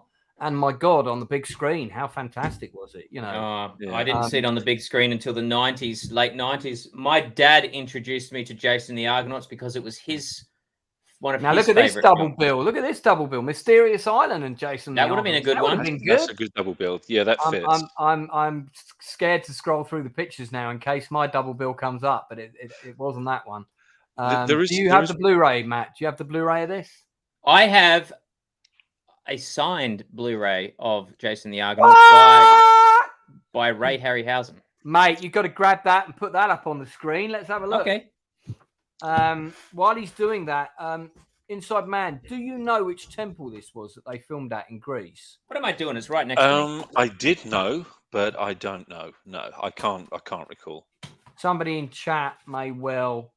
I'm afraid Jim D. Sorry, mate. Wasn't that in? Yeah, 13 Warrior. Yeah, that's not allowed. That's right. That's too late. Neverending Story. Okay, Jim D's going for Neverending Story. I will just say that when I taught some film students a few years back, I did the occasional little bit of teaching here and there, and one of the comments that was actually made when I happened to mention Jason the Argonauts this is by one of the students, and I swear this is absolutely true. They said,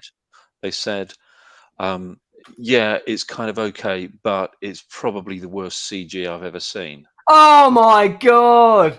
Yeah, they didn't say that. Absolutely true. Oh my God! Someone hit that person with a spoon on the forehead. Yeah.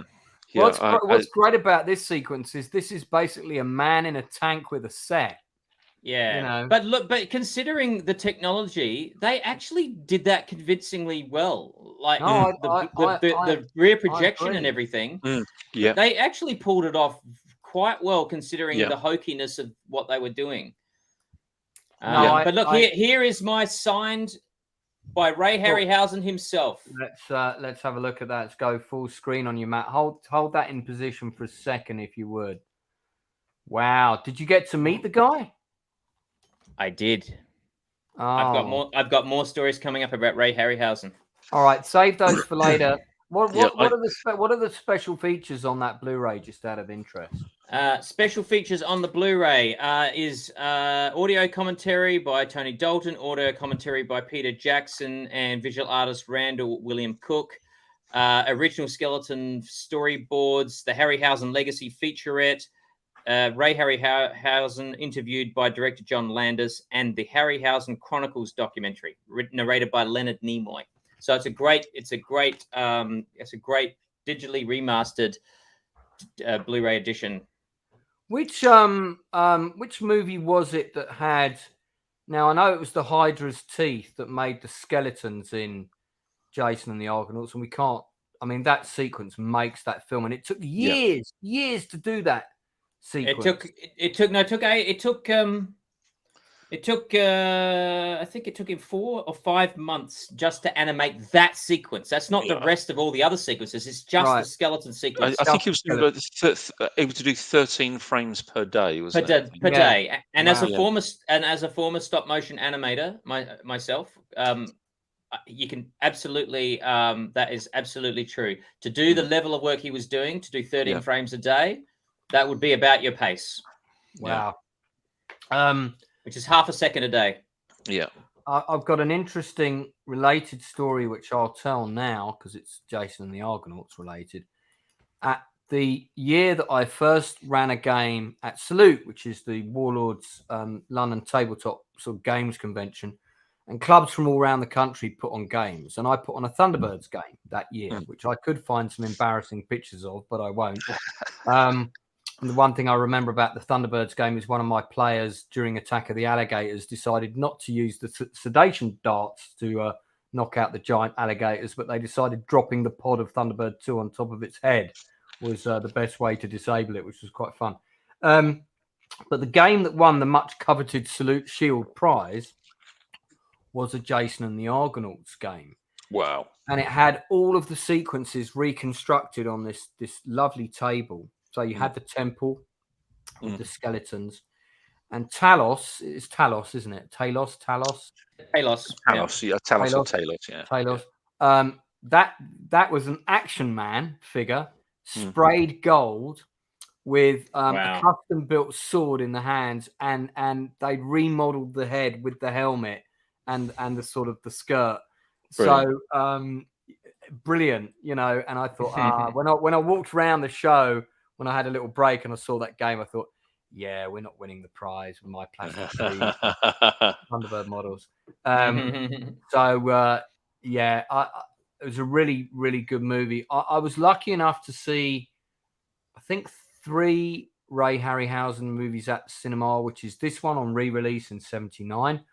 I saw the not the Golden Voyage, Sinbad and the Eye of the Tiger. Yeah. Which I think was released 80 or was it early? Yeah, it was around about that. I think it was it might have been late 70s. Yeah, I think it was the late 70s. Yeah. 78, 79 seems to be. It's about that. Thanks, Josh. Cheers for modding. Thank you, mate. That was also a double bill, and I can't remember what the other movie was, but and then I saw Clash of the Titans. Those were the 3 that I saw of his. What else to say about Jason the Argonauts? Now, Jason the Argonauts is not the one with the actual Hydra monster, is it? That's a different movie. The 7-headed Hydra is Jason the Argonauts. Oh, it is. Okay. Yeah. Okay. Yeah. I love that scene. I'd forgotten. It's an amazing scene. Because there's Sinbad, the Golden Voyage of Sinbad. That's the one with the statue with the six swords, isn't it? Yeah, the Kali statue. That's an amazing piece. And then there's amazing piece. Then there's that really weird Sinbad movie, which, by the way, I found it not that long ago. The whole movie on YouTube, where they're trying to get the wizard's heart, which is in the tower, protected by a giant fist that's like a sort of gloved fist, and it's surrounded by a swamp with creatures, and it's an Italian rip-off of a Ray Harryhausen. Oh god! Listen, it's actually not terrible. It's not totally terrible. It's got some interesting ideas in it. I quite liked the storyline. I love the idea of, to kill this wizard, his heart is in a tower somewhere else, and you can't kill him with stabbing him with a sword. You've got to destroy his heart, which is located in this impossible to reach. It sounds like a riff on Lord of the Rings, doesn't it? Well, a little bit, yeah, I suppose so. But I would have loved to have seen, a more kind of faithful adaptation of the Jason story. Well, let's talk about that a little bit later. Yes, let's. By the way, before we actually sort of move on, I will just say that I also have a Ray Harryhausen story. Oh, all right, later. Or do you want to say now? Let's keep our viewers hooked. Yeah, let's keep them hooked. Okay, go on. They've got stories coming up. So I should probably mention my 4. Have you done your 4th, Lance? No, I haven't done my 4th yet. Do we want to tell the Ray Harryhausen story first, or? Oh, no, we've got more time. We've got more time. Save it later. There's going to be more Ray Harryhausen time, so save it for later. Yeah. Okay, so go on, Matt. What's yours? Well, have you done your top 4? Have you done your 4th? Oh, is it me next? No, I thought it was you. Yes, it is. My guest first, and then me. Oh, okay. I've been doing last, but doesn't matter. I can go. I can go now. My number 4 is going to be The Princess Bride. Right. And you see, now that was the one that I kicked that off. It was on my. It was competing, but in the end, I freaking love that film. Yeah. And even though I know it's storybook and it sort of leans more into satire comedy stuff, I think it's just such a marvelous movie. It's so witty and it's so endlessly rewatchable and quotable. It's got to be on my top 5. Okay. So... I mean, Rob Reiner. I mean, great director. And it's just one of the funniest damn movies ever. It really is. I mean, Carrie Elwes, I think, is an amazing actor. Yes. An absolutely amazing actor. Maddie Potemkin, fantastic. Oh, Mr. Nico Montoya, you kill my father. Yeah, prepared to die, and then Kristen Best just like there's not a weak link in the whole film. Not a weak link. And what's amazing is, as a child, I loved it for different reasons. Like, I just thought it was fun, and I liked the fantasy and the swamp and the big rats and all that stuff. I like that, but that's why I liked it as a child. But then I grew into an adult, and I saw it in a whole new light. And now it's just hilarious. It's the wit and the irony and the dialogue that I love now. It's all that stuff that doesn't matter anymore, and that's why I think it's such a good movie, because it works on 2 levels. It works for the young mind and it works for the old mind, and neither of them clash. No. And of course, in terms of storytelling, I mean, morally, it's not signposted the way that we have signposted morality in children's movies now.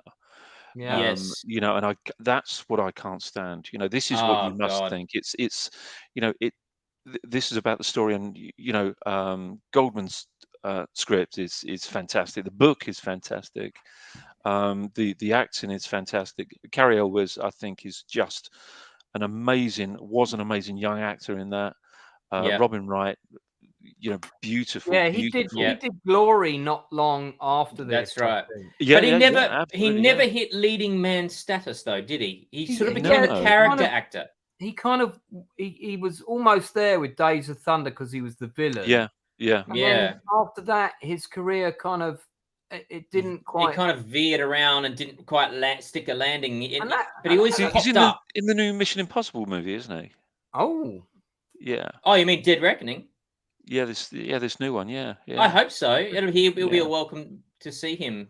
But he sort of started taking funny roles. Like, he was in Liar Liar, and he was very funny in Liar Liar and movies like that. But look at that interesting poster from I don't know where, but that's a poster I've not a great poster. Cool. I keep forgetting Andre the Giant was. Of course, Andre the Giant. Yeah. I think one of the elements of this film that I've got that poster. Cool. That's a good poster. That's the UK cinema quad, and I've got that. That's a nice probably worth a few bob now. So I worked at the cinema when this was on. I saw it loads. One of the things that really made this movie work was Brad Savage and Peter Falk. As the reluctant kid stuck with Grandpa, and then you've got that moment where Brad goes, "Yeah, you can read a bit more of it if you want," and I'm like, You kind of buy into all of that as well. I really like that. And how they integrate the storytelling, like how they go back and they suddenly stop, and then they catch up again, and he skips a few pages, and I don't know, and there's a bit of narration, like when they're kissing. I don't believe this. It's just so well done. It's got to be one of the best movies ever made. Yeah, and if anyone's interested, Carrie Elwes actually wrote an amazing account of the making of the movie called "As You Wish." Right.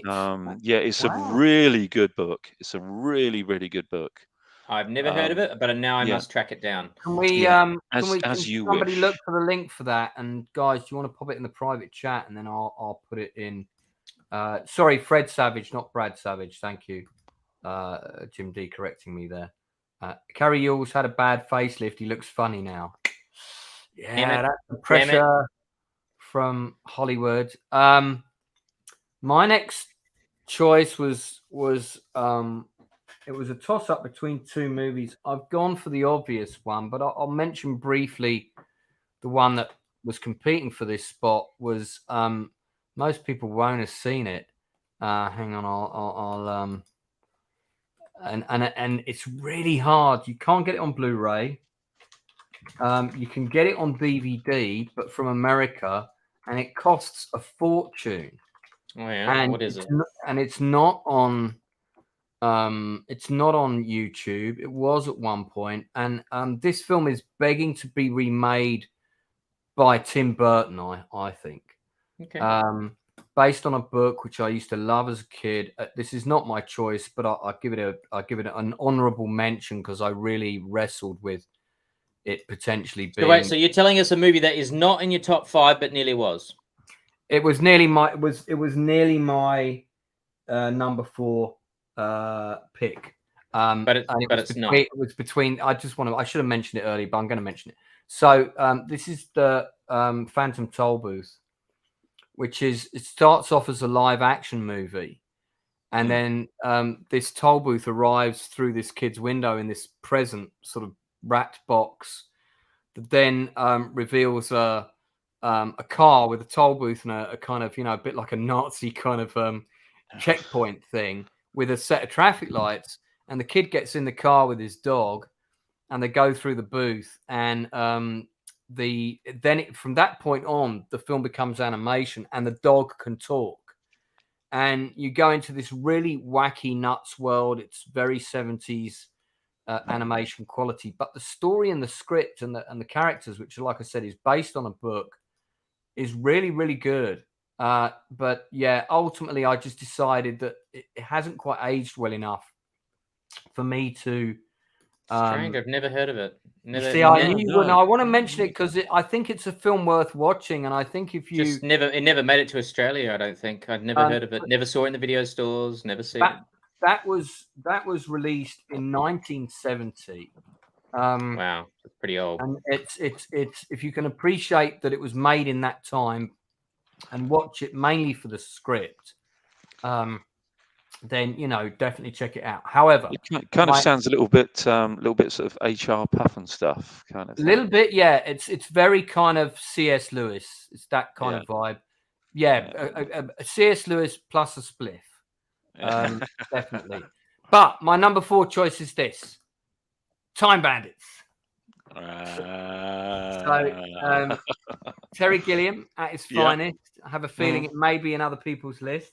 Yeah, I've been wanting. I haven't seen this since I was a kid, but I've been wanting to get a blue. And this is on my to get Blu-ray list when I hit the UK shore. Right. I'm looking for this film in the UK to buy. We'll see if we can get that. And guys, giving a shout out to Carrie Yules. Like to promote books of actors that I love. There is that on Amazon, As You Wish. There you go. Inconceivable Tales. Beautifully written book. It really is a fantastic book. So those people who haven't seen Time Bandits, it's basically about a group of robbers who are all dwarves, and they kind of travel through time and they nick stuff. They've also nicked the time traveling device itself from they call him the Great Something, I forget in the script. It's a very, very well-made film. It's got some of the Monty Python team are behind it. Yeah, Terry Gilliam, of course, directing. It's got a very Terry Gilliam vibe. It's got fantastic actors playing the various characters, including Does Billy Barty turn up in this? I don't think so. Jack Purvis is in it though, from Star Wars fame. Yeah, and also little what's his name? The guy who's in R2D2. Yeah, Kenny Baker. Yeah, and David Warner, who plays the devil, seems to be getting a lot of ads for Idris Elba's latest whatever. I mean, Ralph Richardson playing God. That's right. I mean, although we don't want to give too much away, spoiler alert, but Shelley Duvall is in it. Sean Connery's in it, playing King Agamemnon. You've got John Catherine Helmond there. Catherine Helmond. Yeah. Peter Vaughan. Wow. Yeah, Peter Vaughan. It's like a who's who of British actors at the time. It really is. David Rapport, who plays the main dwarf leader. Yeah, a lot of people... was it Fidget? Was it? Yeah, and a lot of people remember he played Mr. Wizard and had his own TV series. Very tragically, he killed himself. Bo Ramomi, I think this is a friend of mine who came to see the play the other day, Bo. If so, dude, we're picking our top 5 fantasy films pre-1990. You can contribute as we go along. We're on choice number 4, so you can only do a top 4 list from this point. If you're joining the stream at this point, you can't now put in a number 5. The number 5 spot is closed. So this is my number 4. It's tonally, it's a really good film. It's very dark in places. It's got a very dark ending. But I just think it's a great. But wasn't Craig Warnock, the young lad, wasn't he good? Oh, he was. He was absolutely I don't think he fantastic. went on to do. I think that was his only role. Yeah, Mum and Dad, don't touch that. It's evil. Yeah, and I mean, no pictures of him on IMDb. No, I think that was his only role. Time Bandits and To the Lighthouse in 1983. Ah, right, okay. And he's married with 2 kids. He's doing better than me. Here's some stills from him actually in the film. Now, I wonder what location that is. I'm going to say that's probably Morocco. It is Morocco. It looks like Morocco. Oddly enough, it's actually Ouarzazate. Where they filmed Black Hawk Down. Yeah, and The Four Feathers and Gladiator and some nice shots of a young bulging Sean Connery. It sounds like that area's. It's a bit like Matera in Italy. It's sort of like the go-to place.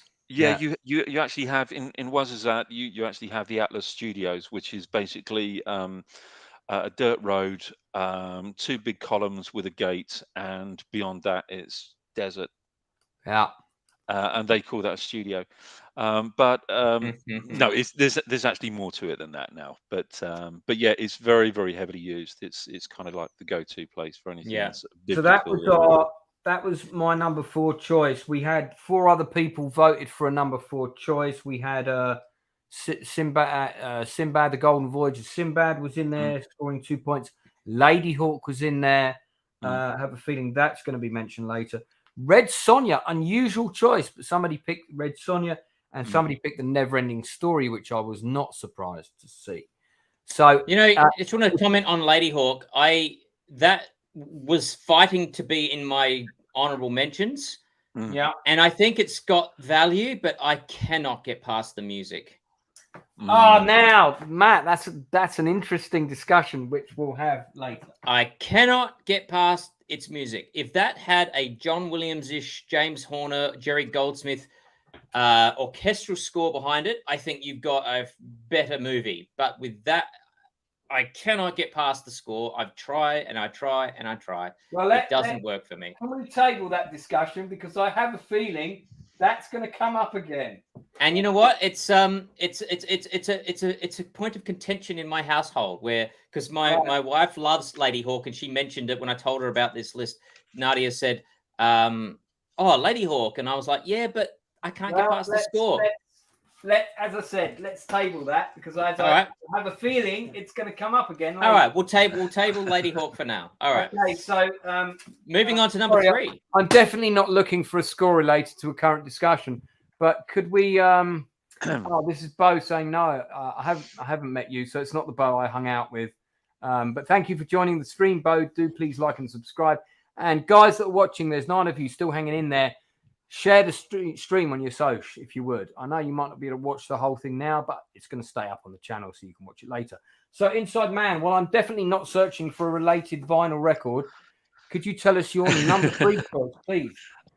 I can, and it has had a couple of mentions already, and it's Clash of the Titans. Clash of the Titans. Interesting. I do understand that it's higher than Jason. Okay, interesting. Yeah, let's listen. Yeah, and there's a couple of reasons for that. Okay, is one of the reasons I worked on it? No. However, I think the main reason. I mean, I do love the score. I mean, sorry guys, I got this wrong. It's composed by Pete Carpenter, so not George Fenton. Oh, and Mike Post. did the score for the A-Team. Sorry, back to. I didn't think it sounded like a Fenton score. Anyway, no, I don't know why I got George Fenton stuck in my head for the A-Team, but sorry. Anyway, I was wrong. So. All right, let's discuss Clash of the Titans. Yeah, Clash of the Titans. Right. Yeah, I mean, like you, Matt, and you, Lance. I mean, I'm very, very big on my film music, and it's one of, I think, one of the most beautiful scores for a fantasy film that I think I've heard. Now, I haven't seen it since the 90s, this film. Who did the music for Clash of the Titans? Oh, my goodness. Was it Lawrence Rosen? Was it Lawrence Rosen? Lawrence Rosenthal. I think it was it Lawrence Rosenthal? Yes. Yeah. Lawrence Rosenthal. And it's just great. I mean, I do like this film. I will admit, I do like. I thought Judy Bowker, I think, was one of the most beautiful women I think I've ever seen. When I was a kid, I had a massive crush on her because she was in Black Beauty. The Adventures of Black I remember Beauty. that. Yeah. And funny enough, is it Neil McCarthy who plays Calibos was also in The Adventures of Black Beauty as well. Played by my good friend Jason Fleming. Yeah, in the remake of Clash of the Titans. He played Calibos in the remake, didn't he? Yeah, he did. And we'll get him on to talk about that at some point. But it's which oddly enough I worked on.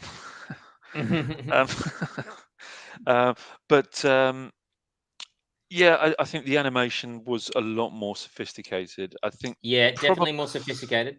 Apart from the Clockwork Owl. Yeah, I mean, I kind of forgive that because it was, they did mention Hephaestus, who was played by Pat Roach, the amazing Pat Roach. He seems to have been in everything. Yeah. Bless him. But it was the Medusa scene, I think, really was the sequence that really seduced me to this movie more than anything. I thought the miniature sets were fantastic. I thought that the sculpt on Medusa was fantastic. Kind of, again, a lot of liberties with the Greek mythology because Perseus never had Medusa. That was Bellerophon, who had Medusa. I forgot that Donald Houston from Who Dares Wins was in this movie. Yeah. Not Who Dares Wins, Where Eagles Dare. Sorry. Where Eagles Dare, yeah. He was the king in 300 Spartans, the original 300 Spartans film. God, do you know what? I love that old 300 Spartans film. That's a great movie. So I think he was not the king, but the king's number one. Oh, he was the red-headed guy. Yeah.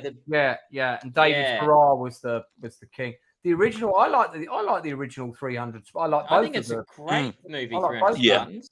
Yeah. Well, we'll save that for another time. But I mean, Matt was talking about the cast of Time Bandits being a who's who of British actors. This is like almost Olivier. like the absolute elite. Yeah, of, you got Maggie Smith, Claire Bloom.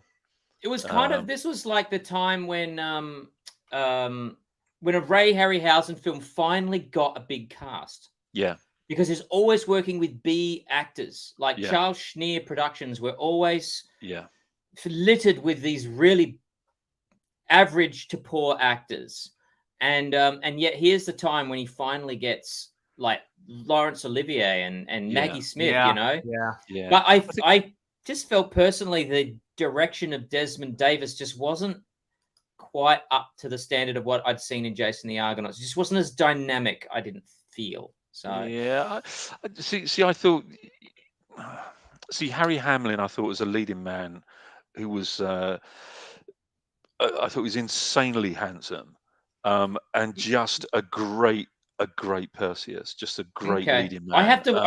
I've been wanting to watch this again. This is also on my to watch to buy in the UK, Lance.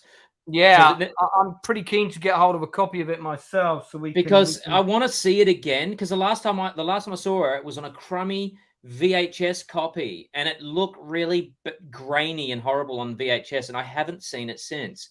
Just the way Tarantino likes them. And I'd really like to see the filmmaking again, because I think I'll have I think I'll like it more if I see this again in high definition. Yeah, I mean, I'd like to see it. I mean, it will probably expose some flaws in the movie, but I'd like to see it again. I haven't watched it in a long time.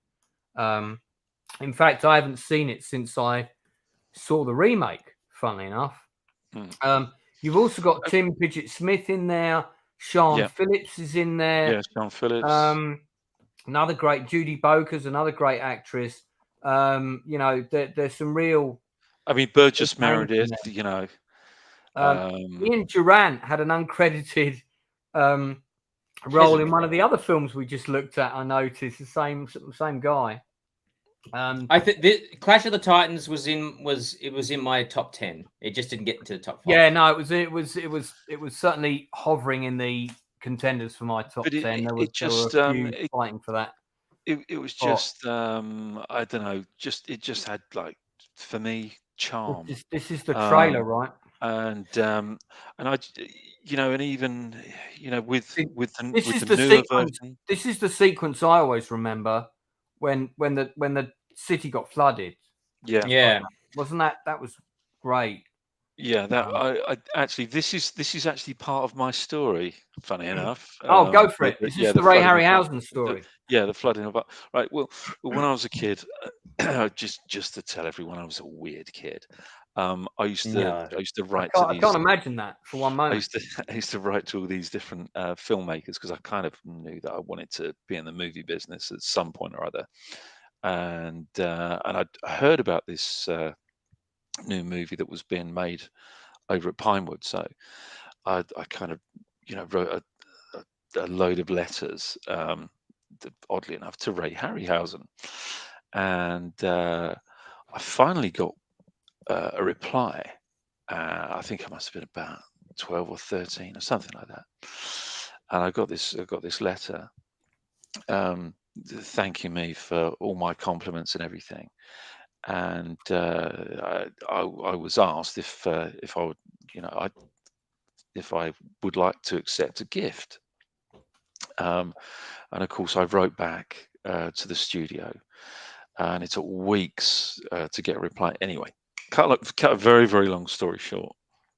It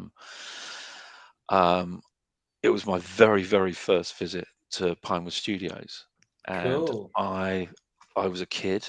And my dad took me, and I met Ray Harryhausen. Oh my God, that's amazing! On the set, was it still on the set of Clash? Not actually. Funny enough, not actually on the set. A lot of stuff was being struck. However, there was a photographer that took about. It felt like they'd taken about 20 pictures, but it was probably only about 4 pictures, and. I had 4 pictures that were sent to my house by Ray Harryhausen of me with Ray Harryhausen. Nice. Me and my a couple had me and my dad and Ray Harryhausen, and I was given 2 of the columns, the little plaster columns from the Argos set that got flooded in the dump tank. Right. Nice. So I have. I can only find one. I don't know what happened. Your wife's probably turned the other one into a plant pot or something. Yeah, but I mean, they're only small. They were 2 different sizes. One, I would say, was probably about 2 inches in diameter, and maybe about 1.5 foot. Another one was less than a foot and slightly slimmer. And my mum recently, actually going through a load of photographs, she actually dug a couple of them out, and I thought I'd lost them, because I actually had them. This is how stupid I was as a kid. Had them stuck to my bedroom wall with drawing pins in them. And so my mum found 2 of them, of these 8x10s. So the black and white 8x10s of me and Ray Harryhausen. Awesome. Yeah, so that, what a legend. A legend to meet. Yeah, absolutely incredible. I mean, I soiled myself with excitement. I can't believe both of you have met Ray Harryhausen, and I'm the only one here that didn't get to meet him. That sucks. Yeah, 2 out of 3. That ain't bad. 2 out of 3 ain't bad. Well, I'll see if I can. I met the director of one of my choices coming up. Oh, did you? Yeah. We'll talk about that in a bit. I think that kind of trumps it, really. That's okay. So it's either mine or Matt's number 3 choice. Guys, can you remind me to change the banner, please, when we move on? I nearly forgot then, and it was scrolling that we were still on number 4. Anyone who hasn't voted for their number 3, do it in chat now. Jim, David Macy, I've got yours already. I've got Melvin's for Legend. So we've got Legend. We've got Conan. We've got 2 votes for Conan. Conan's doing very well. Conan's doing very well on the points at the moment. It is doing well on the points score. Yeah. Okay. All right. Well, I'm going to go to my number 3. Go on, Em.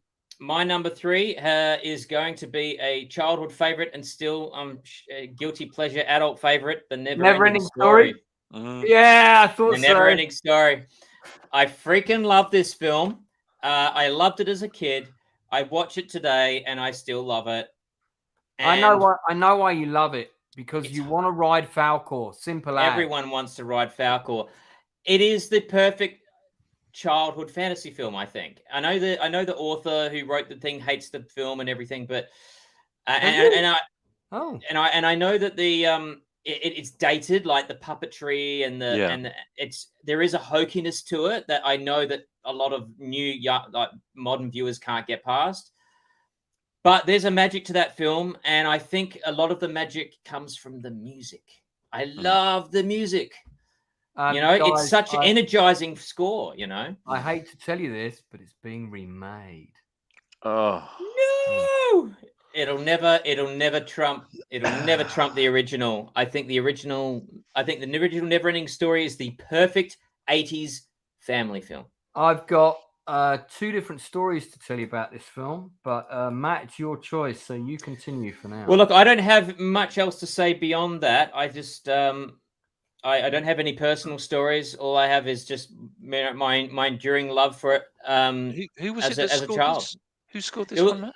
This was the score was by 2 people, Giorgio Moroder. Giorgio Moroder and Klaus Dollinger. So I'm just gonna at this point with music by Lamal, with additional songs by Lamal. With female lyrics sung by Mandy Newton, who went to my acting class not that long ago. But let me show you something. Hey, final soundtrack to Never-Ending Story. Nice, very nice.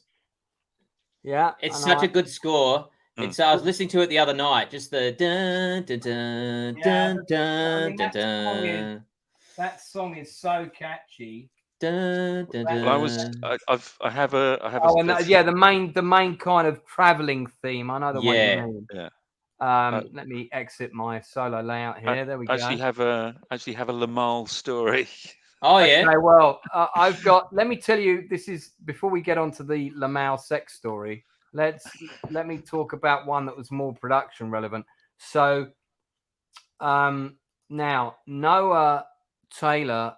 I think not Noah Taylor. Sorry, Noah Hathaway. Noah Hathaway. Yeah. Hathaway played Atreyu. Yes. Right, okay. But that is not Noah's voice in the movie. Oh, really? No, and that is was a massive industry secret involving lots and lots and lots of NDAs. And that wasn't his voice. No, and actually, I mean that information is to be found online, so it's not. Who did his voice? If it's not him, I could tell you, but I'm not going to tell you because that would expose my source. However, I was in Bugsy Malone many moons ago, although I hardly got to perform because I came in quite late. Was supposed to go on the tour never happened, and all the rest of it. Anyway, but this guy played Dandy Dan in the same production, but several companies before me And I've been trying to get him to come on the stream and actually talk about his career, but he won't. But he was paid a substantial amount of money to revoice because Noah Hathaway has a very, very strong Californian accent. And of course, this was directed by the director of Das Boot. Yeah, Wolfgang Peterson, who sadly we lost him a couple of years ago. Geez, they did a good job with the looping. Like I can pick some of the looping with some of the German actors that they've used, like this guy who rides the snail and all that. Yeah, but, I love. Isn't that the guy from the Prisoner, the strange little dwarf guy that used to be in the Patrick McGowan show, The Prisoner? Inside Man, is that the same actor? Could be. But they must have looped his voice very well because the looping on Noah Hathaway's character is very, very good. Like I'd never have picked that. Never have picked his voice was a different actor. Romeo is saying, I did love the introduction of the servant of the power behind the nothing.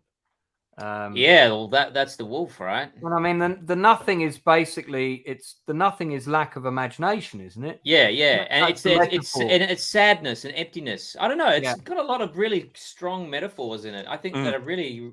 And then they went and ruined it with that crap sequel. Oh, I saw 5 minutes of the sequel as a kid and hated it, and just turned it off. Hated it. Even as a child, I hated that sequel. I liked Barrett Oliver in this movie as well. Yeah, he was great. He did that movie Daryl. Yeah. And I don't think he did much else, but he did Daryl. I think one of my I'm telling you, isn't that the same guy that was in the Prisoner? I'm going to have a quick look now, or maybe it was the guy that was in Charlie and the Chocolate, the remake of Charlie and the Chocolate Factory. But no, he's a littler guy, I think. I'm sure this is the guy that was in the Prisoner, but I might be wrong. But anyway, continue to talk about the movie. My favorites, the New Avengers is what I saw him in. Sorry, my favorite sequence I have to be from Neverending Story is the oracles, where he has to get through the first oracle and then he has to go to the next one to get the answers. I just found it so haunting and scary and beautiful. I love the oracle section. My favorite scenes are any scenes with Falcor in. By the way, for those people watching, Matt actually does have a miniature Falcor in his house. He does look like a little mini Falcor. Yeah, but I assume you haven't tried to ride him because he's pretty small. I'm not sure. I give it a try. He doesn't like it when I do that much. Yeah, he doesn't have aerial abilities. No. Who else is in the cast? Let's have a quick look because it's been a long time since I've watched the movie. No one of huge consequence, I don't think. But Moses Garner was a pretty well-known actor back in the day. He was the guy the guy that told us the Emperor. I don't know. As a kid, I just remember being It's mostly unknowns, though, isn't it? Yeah, it was such a not scary, but it was such a hypnotic movie. Like, and it felt like that ending where the world's collapsing and she starts talking to the boy reading the book. Yeah, it's actually really good filmmaking. It's really, it's Wolfgang Peterson in his heyday. It's solid filmmaking. But don't you think that this is what the essence of fairy tales are? You know, they have to have some kind of there has to be something frightening in them. I mean, if you go back to all of the real original fairy tales, all of the Brothers Grimm and Aesop's fables and that kind of stuff. So Neverending is they're really kind of quite, they are, and this is what is lacking today in modern fantasy: is there's no risk, there's hardly any frightening danger, and their morals to the story are either bullshit or they're so signposted, or they're putting in so much modern crap that you're losing it. It's not timeless anymore. We mustn't scare children. Yeah, but I don't know. There's something about being traumatized as a kid by movies. When I look back on it, I don't regret it. I actually like it. A filmmaker that understands that is Guillermo del Toro. Yeah. His films are of a very similar milieu to this kind of thing. And that's why Pan's Labyrinth is such a fantastic there are elements because it's horrifying. Film.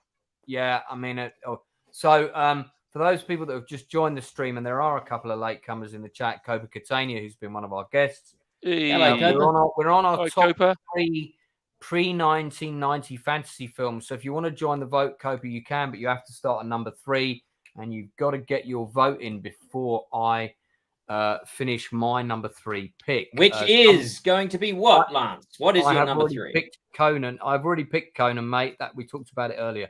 So my number 3. My number 3 is Ladyhawke. Hey, Ladyhawke. Okay. I have a different view about the score, which I know is not a popular score, but we're going to get into that now. Now, this is one of my favorite vinyl soundtracks, and once again, it appears to be missing. I can't find it. We'll believe you, though. We believe that you own it. I think Matt's stolen it, and he secretly really right. Last time I was there, I stuck it into my luggage. That's right. I think this is all a deception. Because I knew Nadia would like it so much, I'd win some husband points. That's right. So you took it for some husband points. I don't think I showed you my vinyl collection when you were here because it was I didn't. Away in the I was too busy. Yeah, I was looking at all the other collections you had last time I was there. I'll try and get a vinyl record player before you come here. That's sort of my next purchase because I want to listen to these. But I can't find Ladyhawke. I don't know where it's gone. Now, who was the composer? It was of a band. Christopher somebody. Anyway, let's get into it. So first of all, this is based on a book. It's a very faithful adaptation of the book. There's a number of reasons why I like it. I do like the score. That's not why it's in my top 5, however. Oh, I don't think I've rated this on IMDb yet. I will rate it. I'm going to give it an 8. There we go. First of all, I really like the story. The idea of a sort of evil priest, anything to do with the Catholic Church and the priest being evil, very accurate historically, of course. But I like the idea of this priest cursing his captain because his captain is in love with the woman he loves. Yeah. She loves him, and he curses them in this way where they can never be together. He's a wolf at night. She's a hawk. It is a cool idea. I'm gonna give it. It's a cool idea. It's a and probably in a few years' time, maybe there is a good remake somewhere in this. Well, I mean, this film it was all shot in Italy, and which looks gorgeous, by the way. It's a beautiful looking movie. The locations are amazing. I might try and just find you guys the Ladyhawke Castle in a second. And it's directed by Richard Donner. I mean, the guy's a great filmmaker. It's a really solidly directed, really good looking film with really great cast. I just can't get past the music. It's got hurts the movie. We'll come back to the music in a minute. But this castle, no, it's not that one, man. Anyway, okay, I'll see if I can find the castle in a sec. That's a crap poster. That's dreadful. The UK poster is nothing like that, and I've got a UK Ladyhawke poster. The other reason I like it, okay, script is really good. Basic premise of the film is really good. The 3 leads, the casting of them was crucial for this film to work. And Michelle Pfeiffer and Matthew Broderick have superb chemistry in this movie. And Matthew Broderick and Rutger Hauer have superb chemistry in this movie. And when the two of them meet up at the end, spoiler alert, sorry about that, and are reunited, you really believe it that these people have been in love. I love the way it's shot. I like the other cast, absolutely amazing. Really great locations. There's no special effects. It's all, real castles, real sets. It does look good. I went to see this film and I came straight back the next day and watched it again. Leo McKern is brilliant in it as the priest who unfortunately gave it away. Ken Hutchinson, who had a major... Is he Australian, Leo McKern, or am I thinking of someone else? No, I think he is Australian. I think you're absolutely right. I think he's Australian. I think Leo McKern is an Australian. Yeah.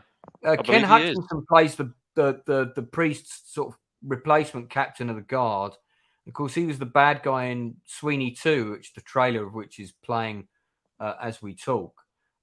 He's really good as the, as the kind of evil guard in this. You've also got a number of Italian actors playing small roles in it, which I'm guessing was probably sort of a funding contingent, maybe that, you're going to film in Italy, you've got to use a certain number of... Of course. And one of the actors in it who appears as sort of one of the other soldiers, you've got the kind of the guard, and they've all got their red cloaks and stuff. And Leo was Rumpole of the Baby, that's right, and it was filmed in Italy. And I'm going to try and get that castle on Google Earth, because it was shot up in the north of Italy, which is very mountainous, very beautiful. So one of the actors that was in this in a supporting role was, I think it's this guy, Giancarlo. Alfred Molina's in it. Huh. I think it's Giancarlo Prete is the guy I'm thinking of. Yes, right. Now this guy he died quite young, sadly, in 2001.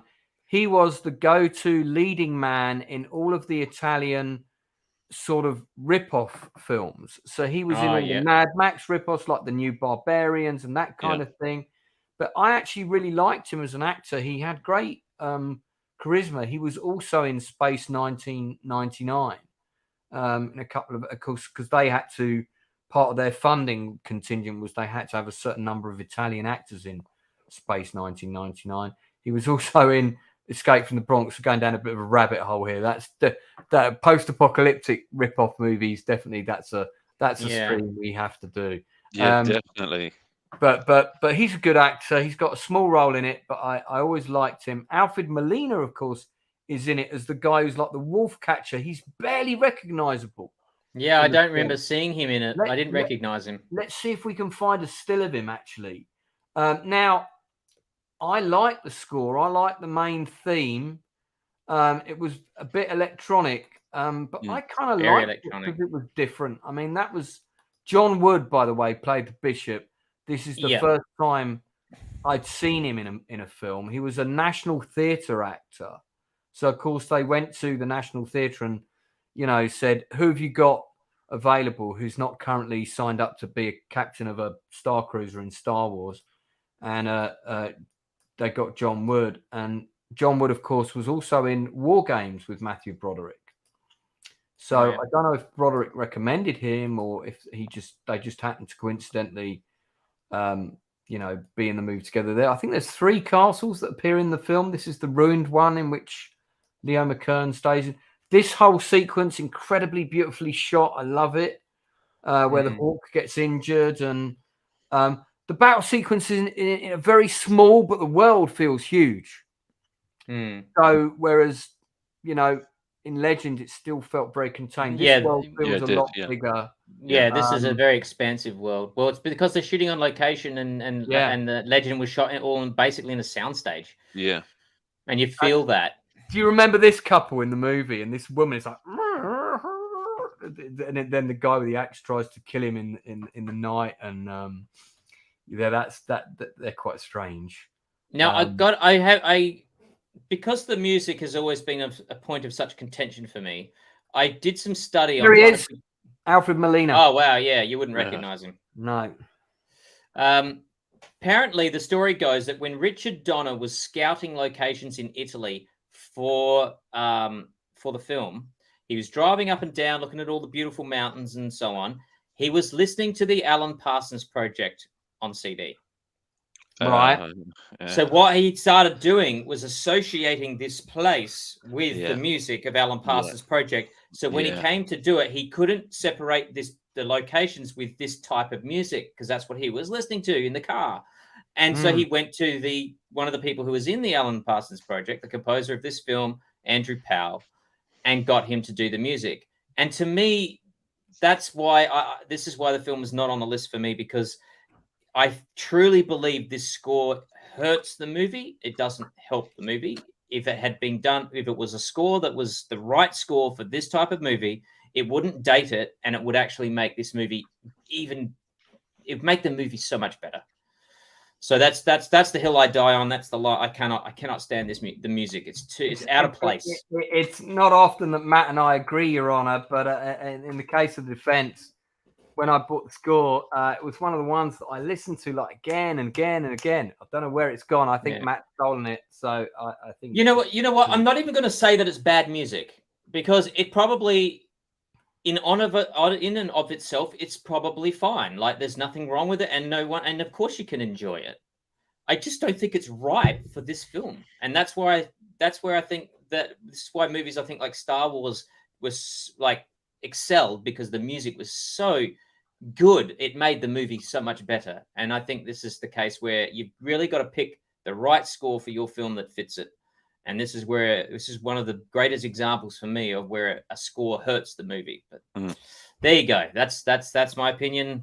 Please tell me I'm some other form of drug in the comments.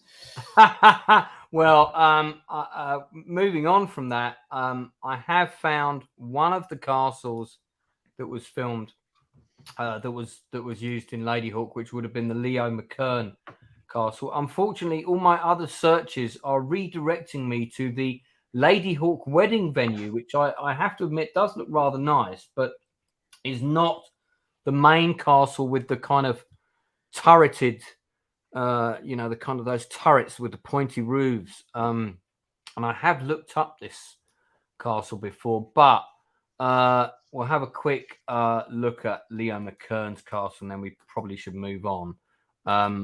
Here it is. This is Rocca Calicchio. I'm guessing that's pronounced. This is the ruined castle that Leo McKern is in. It's where she turns into the Hawk just in the nick of time. And you can see that's a bit of a walk to get up there with the various ruins and bits. Beautiful, though. Also used as the castle in Name of the Rose. Now, I didn't know that. Oh, right. Okay. Right. That's a good movie. But that's Sean Connery, right? Yeah, that's too historical to have been included in the... Oh, it's not fantasy. No, it's not fantasy. It's a very young Christian Slater. Very young Christian Slater. Yeah, he gets his kid off in that film, for those ladies who may be watching. Or one of them. So there's the Ladyhawke wedding venue, but it's not a wedding venue stream. Oh, giving away something there. So we'll come back to it. Right, okay. So let's move on to the big number 2. So anybody else in the stream who wants to put in their number 3, put it in now. The last entry you had was Greg Moss, who did Flesh and Blood, and I will let that go because it's kind of history, but it's very fantasy in terms of content. I haven't seen that one. Number 3 choice for The Inside Man. What you got? Number 2 choice. Number 2. Oh no. Number 2. We're on to 2 now. We are. We're on to the. So you better change the banner. I've got to change the banner. Thank you. I'm going to change the banner. Inside Man. Give me your choice quickly. My number 2 is Time Bandits. Hey, mate. Well, so we've kind of already discussed it. Yeah. Time Bandits. I just think it's I won't go over it too much, but it's for me it's my perfect fantasy film. I mean, a big Python fan, big fan of Terry Gilliam, great production design and art direction in it, as always with any Terry Gilliam film. Yeah, he has a look. I like Terry Gilliam's look more than I like Tim Burton's. And sometimes his look drowns the narrative or exceeds the quality of the narrative. I think a good example of that would be The Adventures of Baron Munchausen. But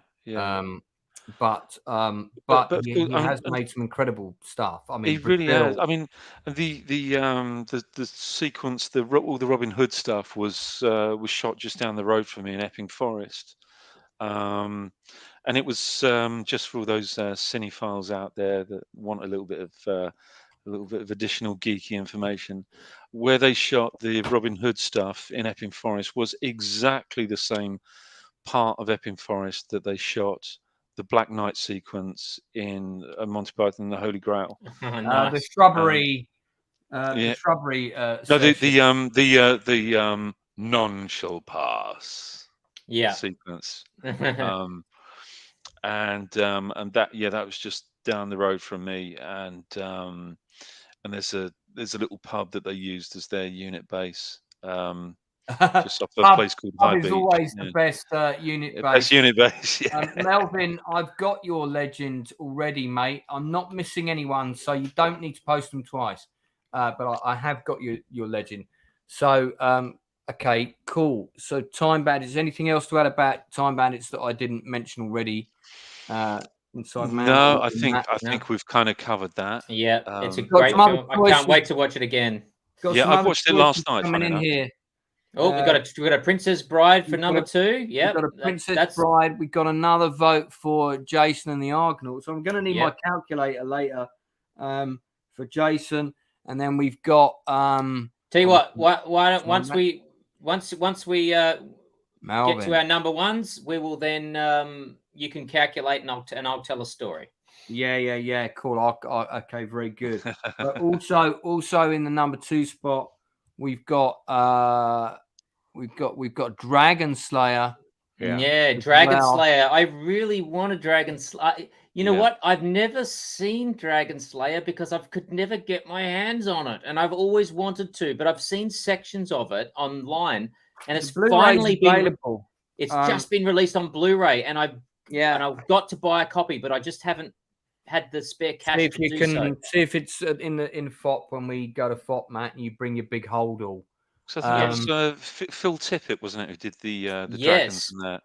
He did I think that was the first time that he used the first Go Motion that was used, wasn't it? Yeah, and I think it is really good looking work for the dragon is good. The dragon is good. The dragon is good in the film. I think the film overall is not great, but no, that's sort of what I got the impression. It's not a strong movie, but the visual effects got a lot of pacing issues. It's very boring in places, and you know, you're kind of waiting for the dragon to arrive.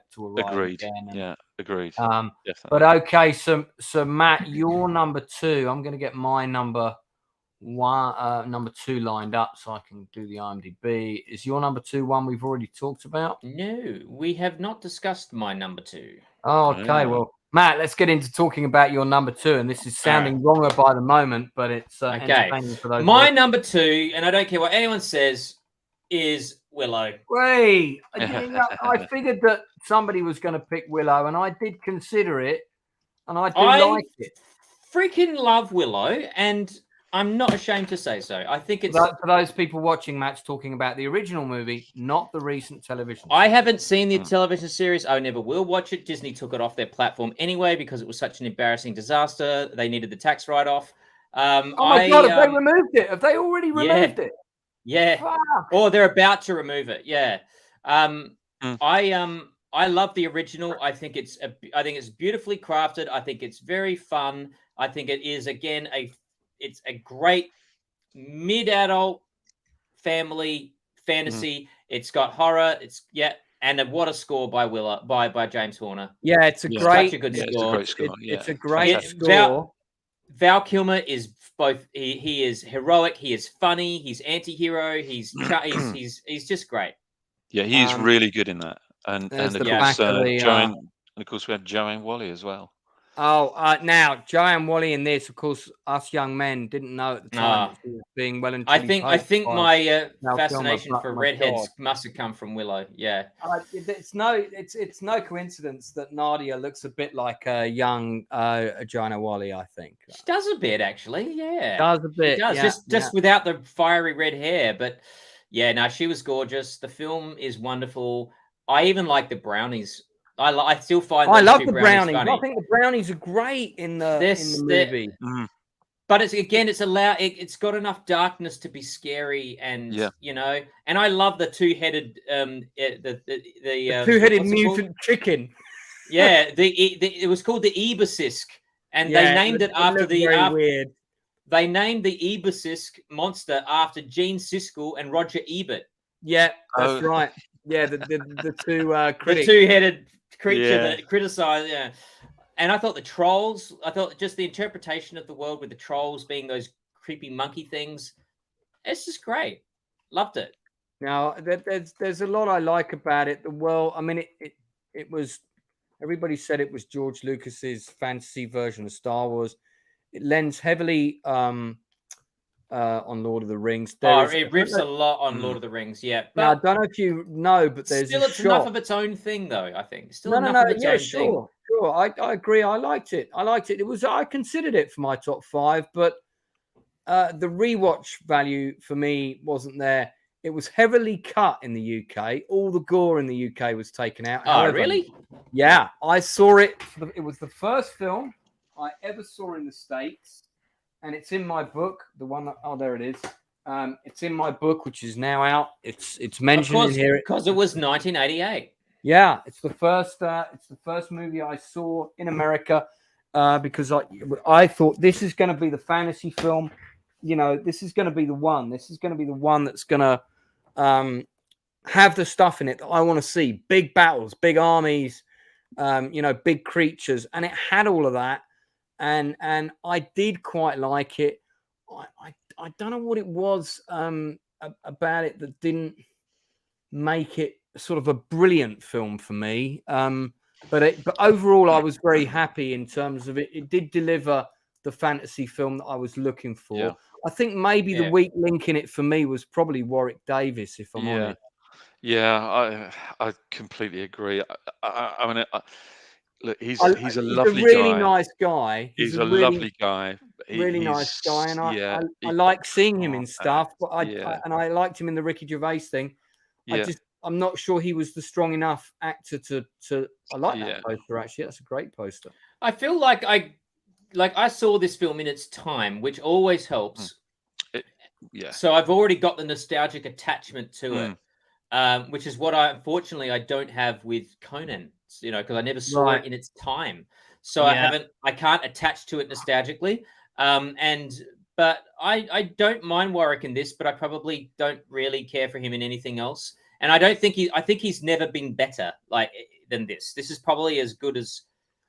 He had to carry the movie as well, and well done to him for carrying the movie at that age, but. David Mason agrees Warwick can't act, he says. He's not I don't think he's a terrible actor, but I don't think he's as strong as he needed to be. But I don't think he lets the film down. I think what's his name? Val Kilmer picks up the slack, and I think the villain is great. I think the girl is great. I agree.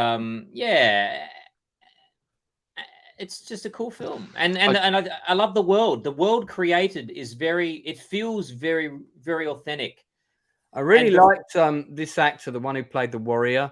Yeah, Mikash, you're coming. Yeah, and it's like, and then when the Billy Barty says to the fat troublemaker, says that you should be leading this party. Go. I didn't get it at first. He calls out, Vonka! That means he's coming, So I think what Willow does well, I think where Ron Howard's gift to the film really is strong, is that he manages the comedy he manages to get the tone right with comedy, action, adventure, and a little bit of the scares. He doesn't let the comedy get too silly. He doesn't let it get too. It walks a fine line, and I think it just keeps on track. It's got some great epic shots. I mean, I like the fact that they filmed on location. A lot of in it New Zealand. But a lot of it was shot in the UK, which I was really surprised to learn recently. Yeah, it's a bit of a mixture, a bit of a globe-trotting mixture. They did about 60% of Principal was shot in the UK. That's got to be a shot from New Zealand. That's New Zealand. Up on the mountains was New Zealand. Yeah, and they also did Milford Sound, where she goes to get Rizal out of the lake. I'm pretty sure that was the Milford Sound, and the Milford Sound is where they shot. Remember in Alien Covenant when they land their ship on Alien Covenant? That was also Milford Sound. I try to do everything I can to completely forget about Alien Covenant, if I'm honest. Okay. I liked General Kale. A lot of people said he was Darth Vader. I didn't agree with that. No, he wasn't. He wasn't prominent enough to be Darth Vader. No, I didn't. It's a great costume, though. I mean, great costume. Yeah. I like the costumes. I thought the costumes in the Pat Roach again, of course. I thought the costumes, the way they had the different looks for the different armies and stuff really reminded me later of Game of Thrones. You know. Oh yeah. Pack. Joanna Wally is delightful. Made her a coffee once. Oh David, wow! There we go. Nice. I had a real crush on Joanna Whaley. She'd just done Inside Man. What was it? Edge of Darkness. Edge of Darkness. She did. Yeah, and of course she was also in Scandal, wasn't she? And The Singing Detective, I believe, the original. She was in the first thing I remember her in was an ITV drama. They did an adaptation of A Kind of Loving. And, yes. And she was was naked. Which was amazing. All 8 people watching the stream are now going to go and look that up. It's called A Kind of Loving. Now, this set was built in the UK, apparently. So yes, that is a model. That is a model slash matte painting. But I think but the interior and some of the outside wall was built, the gates were built in. There's Idris Elba again. But I just love that sequences when they get this sequence when they get to that castle and they realize it's cursed, and he runs into the armory and he sees all the weapons, all the cool weapons, and then he comes out and he's all dolled up. Yeah, and it's like, it's such a boyhood fantasy film. Like it fulfills the adventure of the young boy who wants to get out, or girl who wants to get out and play sword fights, and I liked that line in the movie when Val Kilmer's character Mad Mardigan's going, "Oh, everything's gonna be great when we get to Tira's Lee." When do I even listen to you, Peck?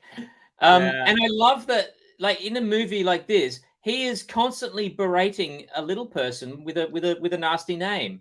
Yeah. Like you would never get away with that these days.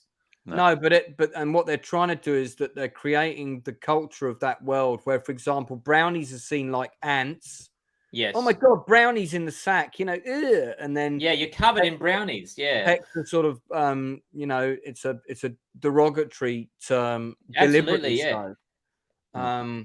And I think and also what I love about this film is one of the last fantasy films that has a stop motion creature. That is true. The Ibisisk is one of the last stop motion dragons creatures that we saw. Like it was in that transition period where stop motion was still being used, but it was starting to phase out. But it was Phil Tippett, and we had a little, and it was getting less and less. And so I feel like he's sort of one of the last hurrahs to a dragon stop motion, and I have to salute that. This was Ron Howard's third outing as a director. He did Splash, he did Cocoon. Yeah, this I think because Ron Howard was originally, I think, was in the lineup to direct Return of the Jedi, which I actually think would have been a really good choice, but.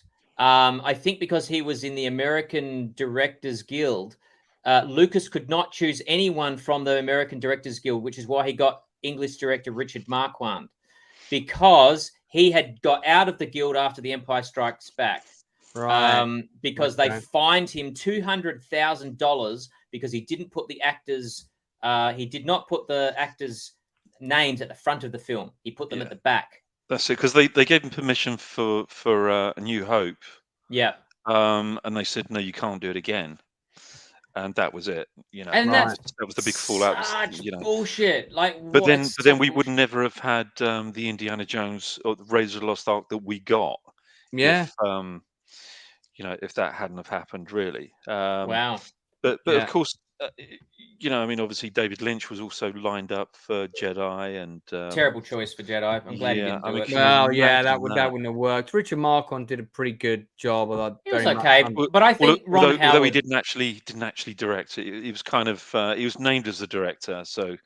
Apparently it was George Lucas. And apparently George Lucas wanted Spielberg as well, but again, American Directors Guild couldn't do it. If you watch all the making of footage, you'll always see that it's the second unit directors, the guy with the bullhorn.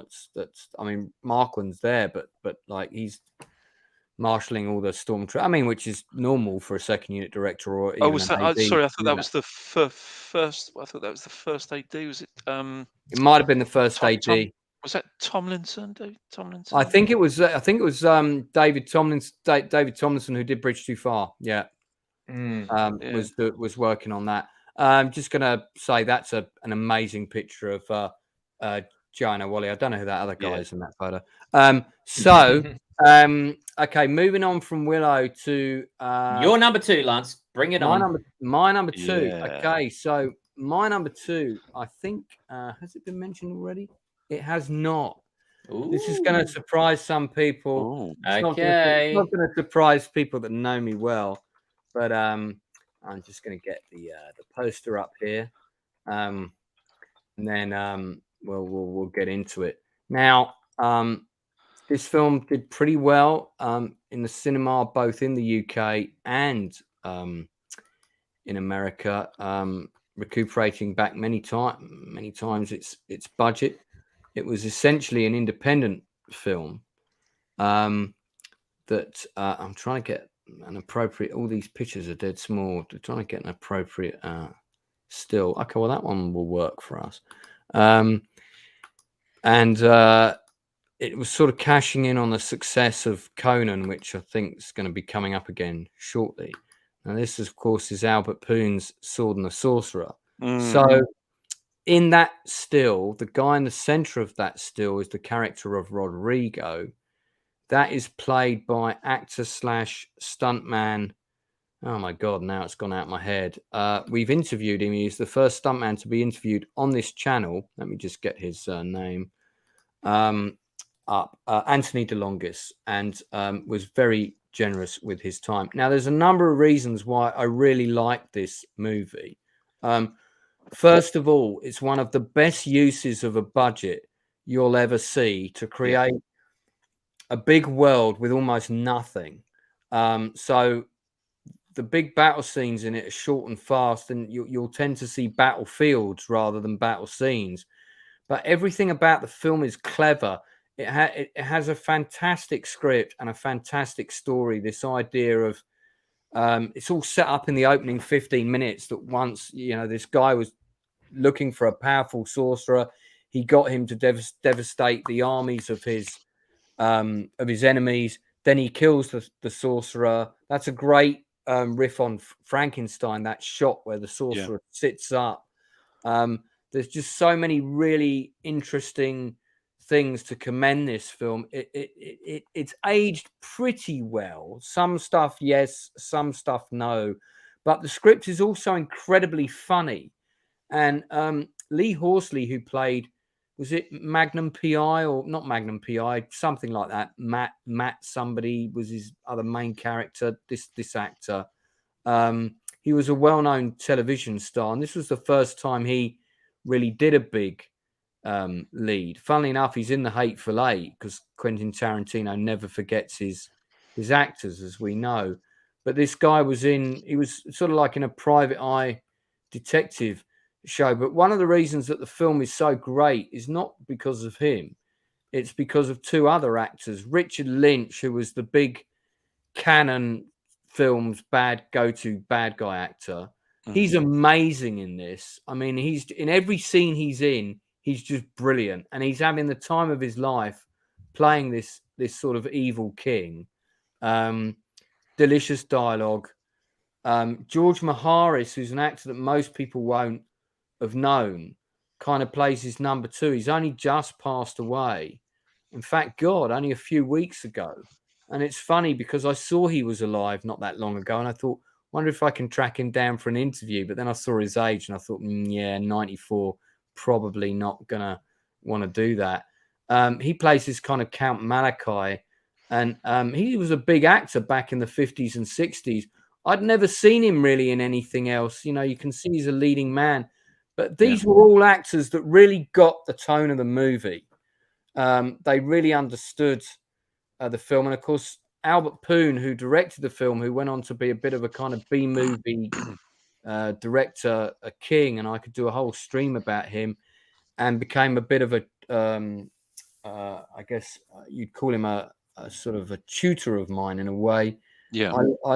I learned so much from my friendship with him. Sadly, he passed away not that long ago. Now, I've shown it many times on streams before, but in case people haven't seen it, I have the soundtrack on vinyl. And again, the score by David Whittaker for this film is awesome.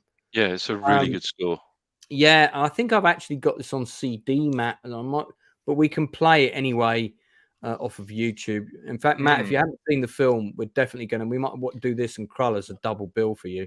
I've never seen Sword and Sorcerer. No, you'll like it, and you can see kind of where they spent the money and where they haven't. Now, the villa in Commando, you know, the one with the big where all the big battle takes place at the end of Commando.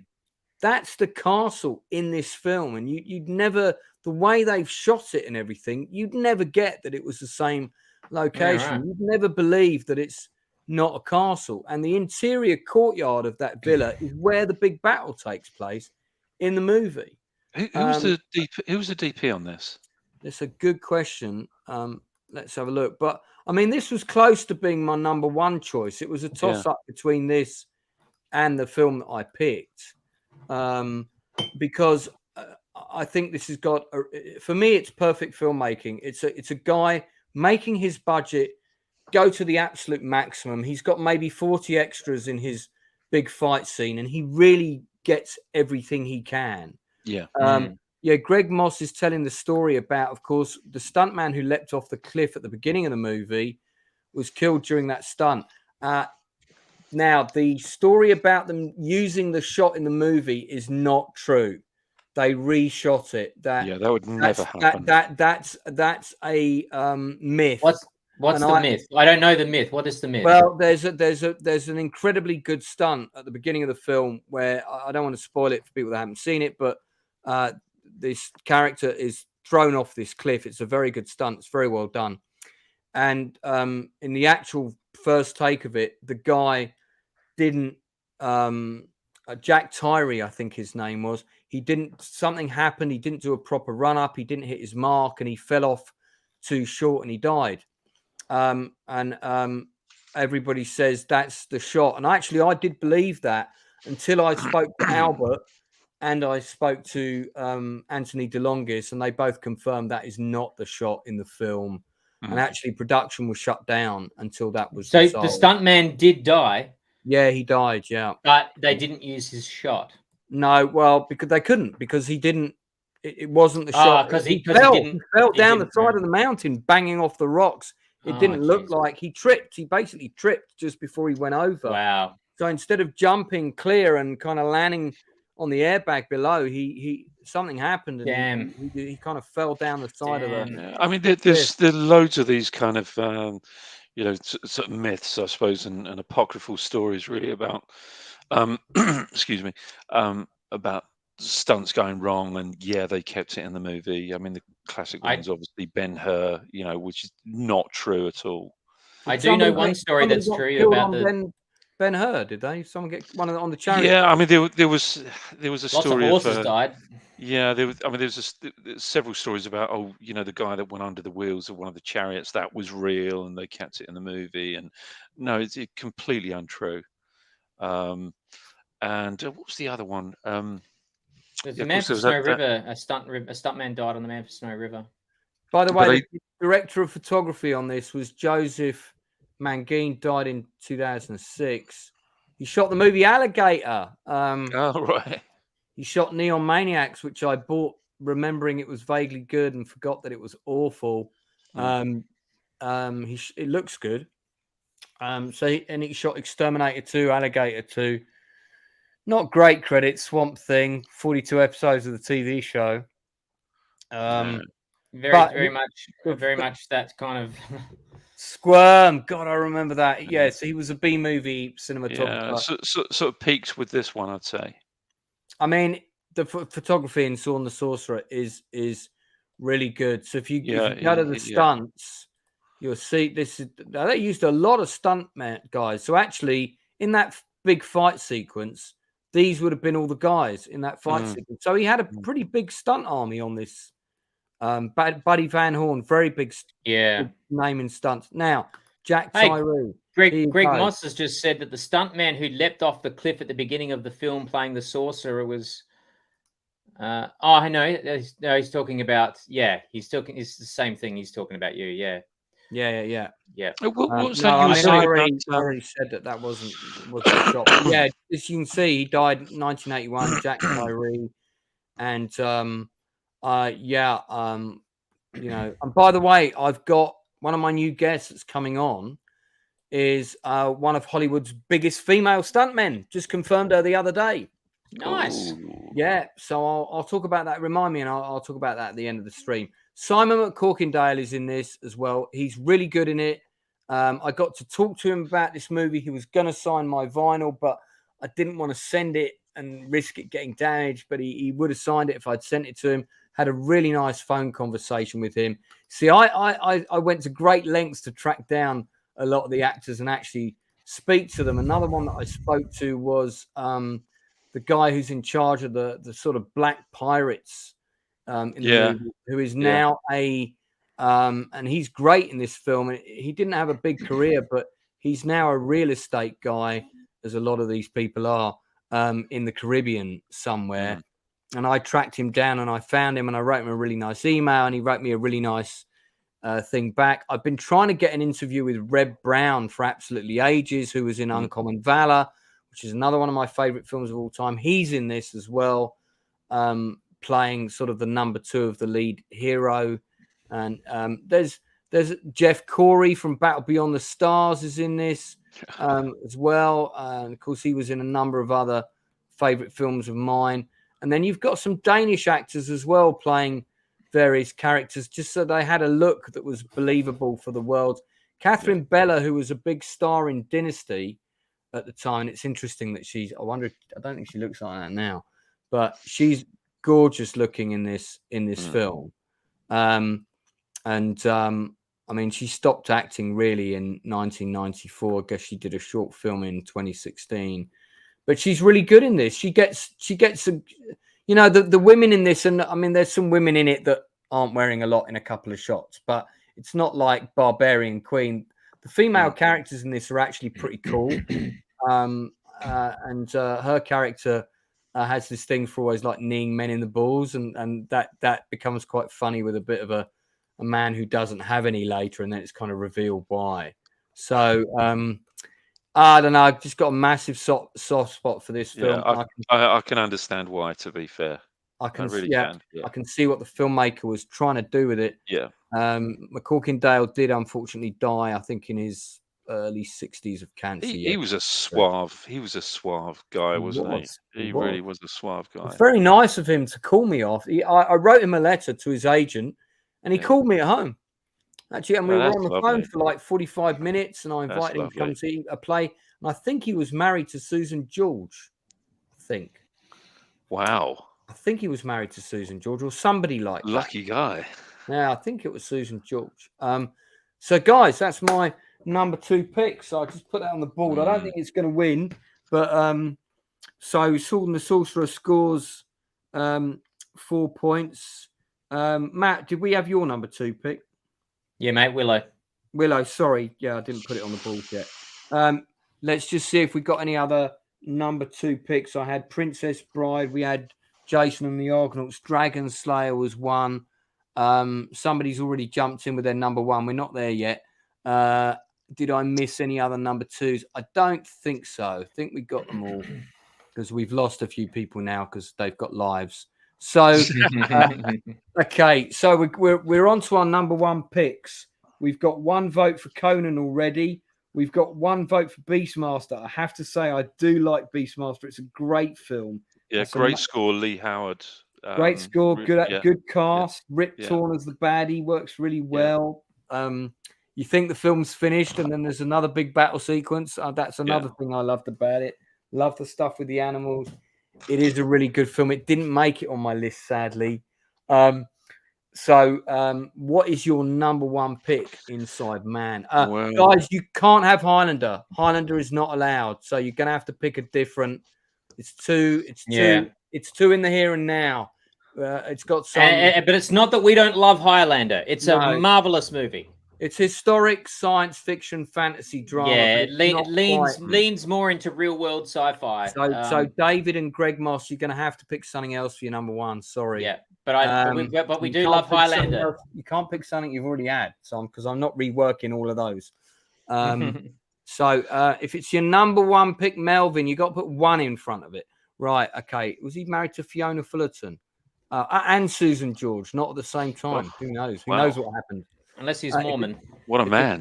If it's your number one pick, guys, you got to put the number one in front of it. Don't just put the film. So, Inside Man, what you got? Number one, unfortunately, we're going to have to retread some old ground here. Bring it on. It's right. The Princess Bride. Hey! Oh, well, there you go. Yeah, so it had to be.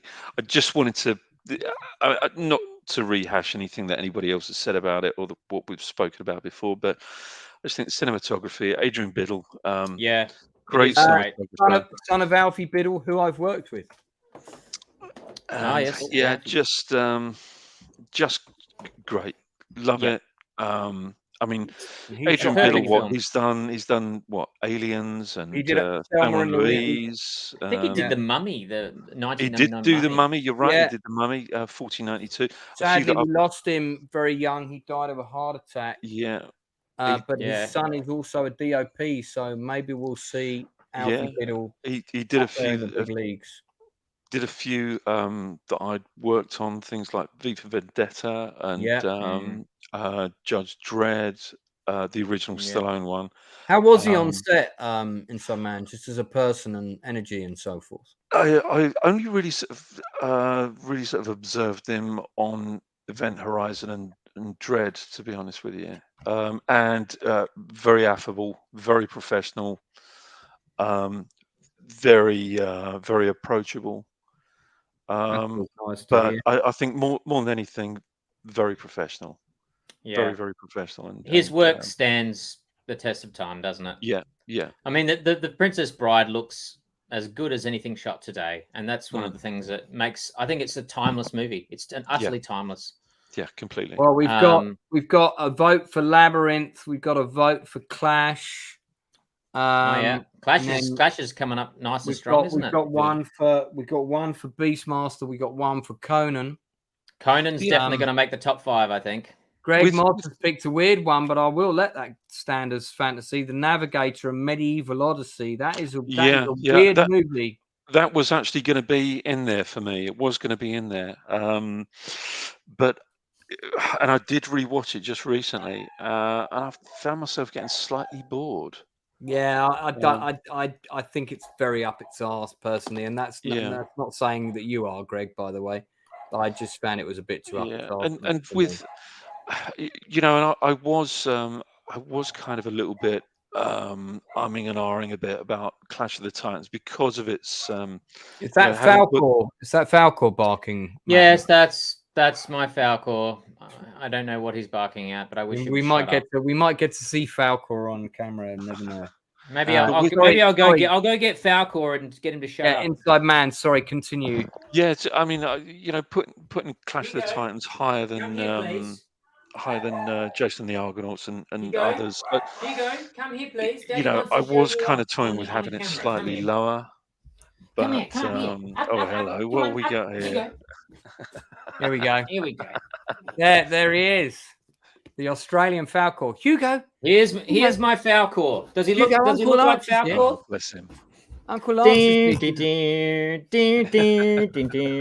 I love him. His bird's got so long. Thanks, boy. Thank you. Look at that. How cute is Thank he? you for making an appearance. Oh, man. But yeah, he's not as well behaved as Falcor. Pooch porn. There we go. I mean, David is saying, listen, I agree. Technically, Highlander is a fantasy film. However, we wanted to kind of narrow the corridor a bit on it. So anything that kind of is also set too much in the real world or in historical timelines, I think it's also got one foot in science fiction due to the time travel element. You could argue that about Time Bandits as well. to a degree, but Time Bandits has got a lot of nonsense in it. Let us say it's on the cusp. Into mythology. Yeah, I mean they do go with Time Bandits. It does go into mythology, doesn't it? It goes into ancient Greece, and it also goes to sort of folklore, with Robin Hood. So that's kind of I think it's the real world. I think it's the real world association that sort of separates it out from being true fantasy. But look, it'd have to be in one of my top 5. I think it was being included. Yeah. Well, okay, so we already mentioned Princess Bride. Yeah. Princess Bride is saying, listen, guys, if you want to pick Highlander as your number 1, I'll let you pick it, I guess. Can't think of any other category. No, but we were trying to. There are some films that bridge sci-fi and fantasy, and it's certainly on the cusp. But why not throw it on the list? If everyone really wants it to be on there, then fine. Jim D is saying he's small for a luck dragon. It's a baby Falcor. It's a baby Falcor. Believe me, he's not a luck dragon. I haven't had any luck having him. He didn't bring me luck. Didn't bring me any luck. Okay, so he was a dud. We got 5 points for the Princess Bride on our judging panel. We got 5 points from people watching for Clash of the Titans, Labyrinth, and the Navigator movie. But listen, I'll let you put Highlander on that instead if you want. I'll give you Highlander. Okay, so I know that was your original choice. We'll let you have that. It is kind of if that's your favorite fantasy film, that's okay with me. So I'll reinstall Highlander for a couple of votes because 2 people said Highlander. All right, so we got 2 for Highlander. So Matt, what's your number 1? My number 1 is and always will be Jason and the Argonauts. That is also my number 1. So Jason and the Argonauts also my number 1. And now that was a tough shout for me but I mean, in terms of film that got me into this genre, that would be it. Yeah, and, same here. And then I thought, well, I've got to have one Harryhausen film in my top 5. Yeah. Which one is it going to be? And I thought, well, my favorite Harryhausen film is Jason and the Argonauts, so that has to be number 1. Okay, so Matt, you've got a story which you're going to tell while I count up the points, and then I'm going to talk about my double bill experience with Jason and the Argonauts. Yeah, no worries. All right, well, look, my Jason the Argonauts. Yes, my dad introduced me to it because it was one of his favorite films as a kid. And we watched it on VHS. I was completely blown away. It's what spurred that, and Star Wars, of course, spurred my interest in stop motion. I became a stop motion animator. I worked in an animation company for 15 years, animating TV commercials and short films. Those of you who live in Australia, you will recognize the Home Hardware dogs, Rusty and Sandy from television, Schmacko's Dog Treats, Mr. Reach, Louis the Fly. These are all commercials that I animated in that period from the late 90s into the 2000s. For 15 years, I was in that company. And because I was in that stop motion animation company in Adelaide, the Brisbane Animation Festival came along one year. I think it was in like 1999. And Ray Harryhausen was the guest of honor for the Brisbane Animation Festival. And he came and he was in Adelaide for his Adelaide screening of the award-winning films. And he came and visited our studio where I was working. And the buzz was Harryhausen is coming in today to see us at work. And so he came in and we toured him around our facility. And, you know, I was like in awe because it was Ray Harryhausen, the guy that inspired me to get into filmmaking. And then they went, let's go into the studio and let's show you us doing some stop motion animation. And I got to do some stop motion animation and showed him what I was doing, and then took the picture and then made a little character walk up the stairs as Ray Harryhausen stood there and watched me do it. Wow. And I just thought, oh, this is so cool. Ray Harryhausen is watching me animate a character. You know, this is the guy that got me into it, and he's watching me. And mate, it was an incredible story. Cool. Do you have the footage of that clip? Can you show us that? You find a link? No, I don't have that footage, unfortunately. That would have been a good thing for me to get on tape, but it would have been lost. The company is now closed. It shut its doors about 3 years ago. And unfortunately, I didn't get to see it. I didn't get to keep it. But yeah, magical day, the day I met Ray, and of course that's when he signed my Blu-ray and had lots of. And then of course that evening was a screening of Jason of the Argonauts on a beautiful, brand new 35mm print, and we got to Q&A him afterwards, and it was golden, a golden day. Now, because of my love for Jason the Argonauts, I decided that one day someone's going to remake this film. It's going to happen, you know. And I thought, well, you know what? I'd like that person to be me, because I think I can respect the material, and I also wanted to respect the actual the mythology more than what the original film did. But I also wanted to honor the spirit of the Harryhausen's film, because it is one of my favorite films. Yeah. So I wrote about 5 or 6 years ago. I wrote a screenplay for Jason and the Argonauts, a full feature screenplay. I got several drafts of. I mean, about 6 or 7 drafts. I remember you telling me you were writing that, actually. And I actually told this to a director friend of mine, the director of Wolf Creek and Wolf Creek 2, Greg McLean, who was an executive producer on my film, The Legend of Ben Hall. And I told him about my Jason the Argonaut screenplay, and he was very interested because, like me, he's a total fanboy nerd, loves Jason the Argonauts. And he actually optioned the script from me, and took the script, you know, to Hollywood, and tried to get it off the ground. And he, of course, the option lapsed, and he re-optioned it again, and then kept going because he really wanted to get off the ground. He really liked my adaptation.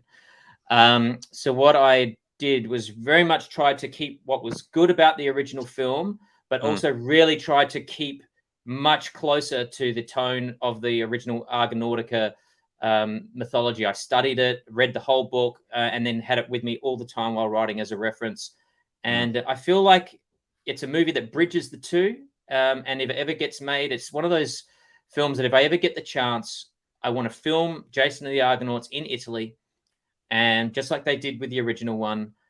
And yeah, hopefully I get the opportunity as a filmmaker to do so. Sorry, do you mean Italy or Greece? Well, the original film was shot largely in Italy.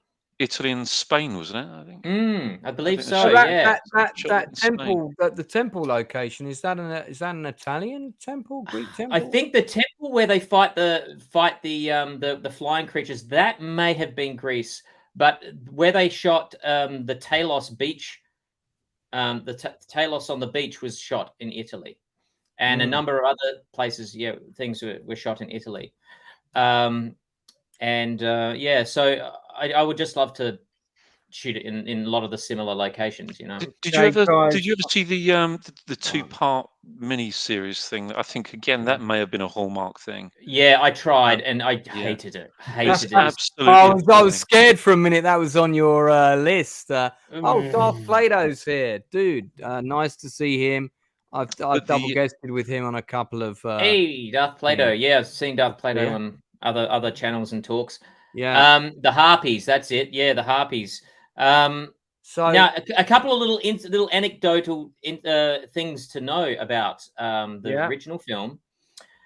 Todd Armstrong was the actor who played Jason, and that is not his real voice in the movie. Yeah, you can kind of tell that they. I'd sort of guessed that. Yeah, but because they gave him, because he was a Californian or American, whatever, they gave him a more British classical kind of thing. But sadly, Todd Armstrong took his life, and did he? Very, very young. And that's why we never, ever saw him again. He fell into alcoholism and depression. His career did not pan out. And unfortunately, he left us far too early. Very, very tragic. Very tragic. That's really sad.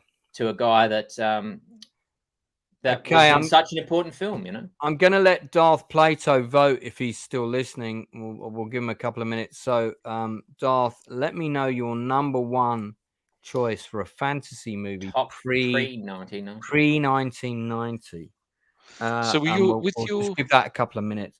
With your screenplay, Matt, I'm assuming that you put the whole kind of nastiness of Medea in there. My screenplay doesn't go as far as what happens once they leave with the fleece. Yeah. But it does present Medea as a much more darker character. Yeah. That one that's not quite trustworthy and is but also a character who is not fully in her own her choice to love Jason isn't maybe entirely her own. Yeah. She actually gets shot with the arrow of like a Cupid type character. Yeah, yeah. And when she first sees Jason, she gets shot by the arrow. And it's my screenplay. It is quite different to the original film, but it only takes elements of the original film to give it some nostalgic value. But it very much is a story. Is very much a love triangle between Jason, Hera, and Medea. Yeah. Gods meddling with men and things like that. Yeah. So I think in that. So yeah, she's a much darker, almost like a much more witch character in my screenplay than she was in the. Was anyone tempted to put? I'll let you read it if you want to read it, Inside Man. I'll send it to you. I'd love to. Yes, please, mate. I'd love to read it. Yeah, I'll send it to you after the stream. Was anyone tempted to put the Wizard of Oz in there? I was tempted, but I would have accepted it. Yeah, but it felt perhaps more like a child's film rather than a fantasy film. Okay, Darth has gone for Clash of the Titans as his top pick. Now that's going to mix things up a bit, actually. It is. Yeah. That's Clash is fighting for a spot. So it really is. It really is. Yeah. That puts Clash on 13 points. So guys, we now have. I'm not going to give you Excalibur, Darth. You said your first choice. So he's not going to like what we said at the begining. Just quickly, the only problem that I've really got with Clash of the Titans is the fact that they use the Kraken, which is actually from Norse mythology. So, can you guess what our number one is, including all the points from everybody on the thing? What is the number one? Can you guess? I think it could be Conan, Clash, or Princess. Princess Bride, I think. It's not. Number one, scoring 16 points in total, is Jason and the Argonauts. Yeah! So that's mine and Matt's choice as well for number one. 16 points for Jason. Now, equal in second place due to Darth Plato's last-minute vote, 5 points for Clash. Equal in second place are Conan the Barbarian and Clash of the Titans. Oh, wow. So we've got it. So we have a... All right, come on. We need one more vote. We need someone to come along and tip this. Which way is it going to go? Everybody here has voted already, so I'm closing the vote now. And then, okay, can you guess what is in third place? It has to be Princess Bride. It is. Princess Bride with 11 points is in third place. Now, number 5... what about fourth? Because we allowed it, fourth is actually Highlander. Because two people put it as their number one choice, which is 10 points. So wait a minute, don't you mean fourth? You've jumped the number. No. Well, hang on. Hold on. So actually, that does change. That changes it to number 4 because we had you've actually got two films that have the same score, so they technically have to share two. Number one is Jason. Second place is Clash and Conan the Barbarian. They tithing, yep. Third place is The Princess Bride. Fourth place is Highlander. Yep. Can you guess what number 5 is? Okay, don't tell us yet. Let us guess. Ooh. Shit. Okay. Incidentally, in sixth place, there are three films tied. 4 films tied in. Would it be Time Bandits? There are 2 films tied in 5th place. Time Bandits is one of them, and the other is Beastmaster. Oh wow! Oh, and Matt, you forgot to tell me to choose the change the banner, man. Shit! It's been on number 2 for ages. Let me. All right. Well, look. What you need to do. Amateurs.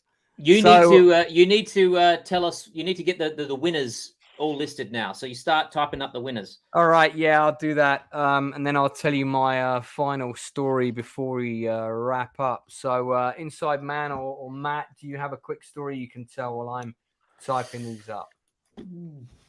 No, I've kind of out of my Jason and the Argonauts stories. Yeah, I'm kind of slightly exhausted with my. Answer. The correct answer is, let me tell you this interesting random story while Lance types. So I'm interested. I'm curious that I'm surprised Willow was not more mentioned, but maybe that's just because I have such a fondness for it. And also that no Jim Henson films made it into the top. No Jim Henson films made it into the top 5.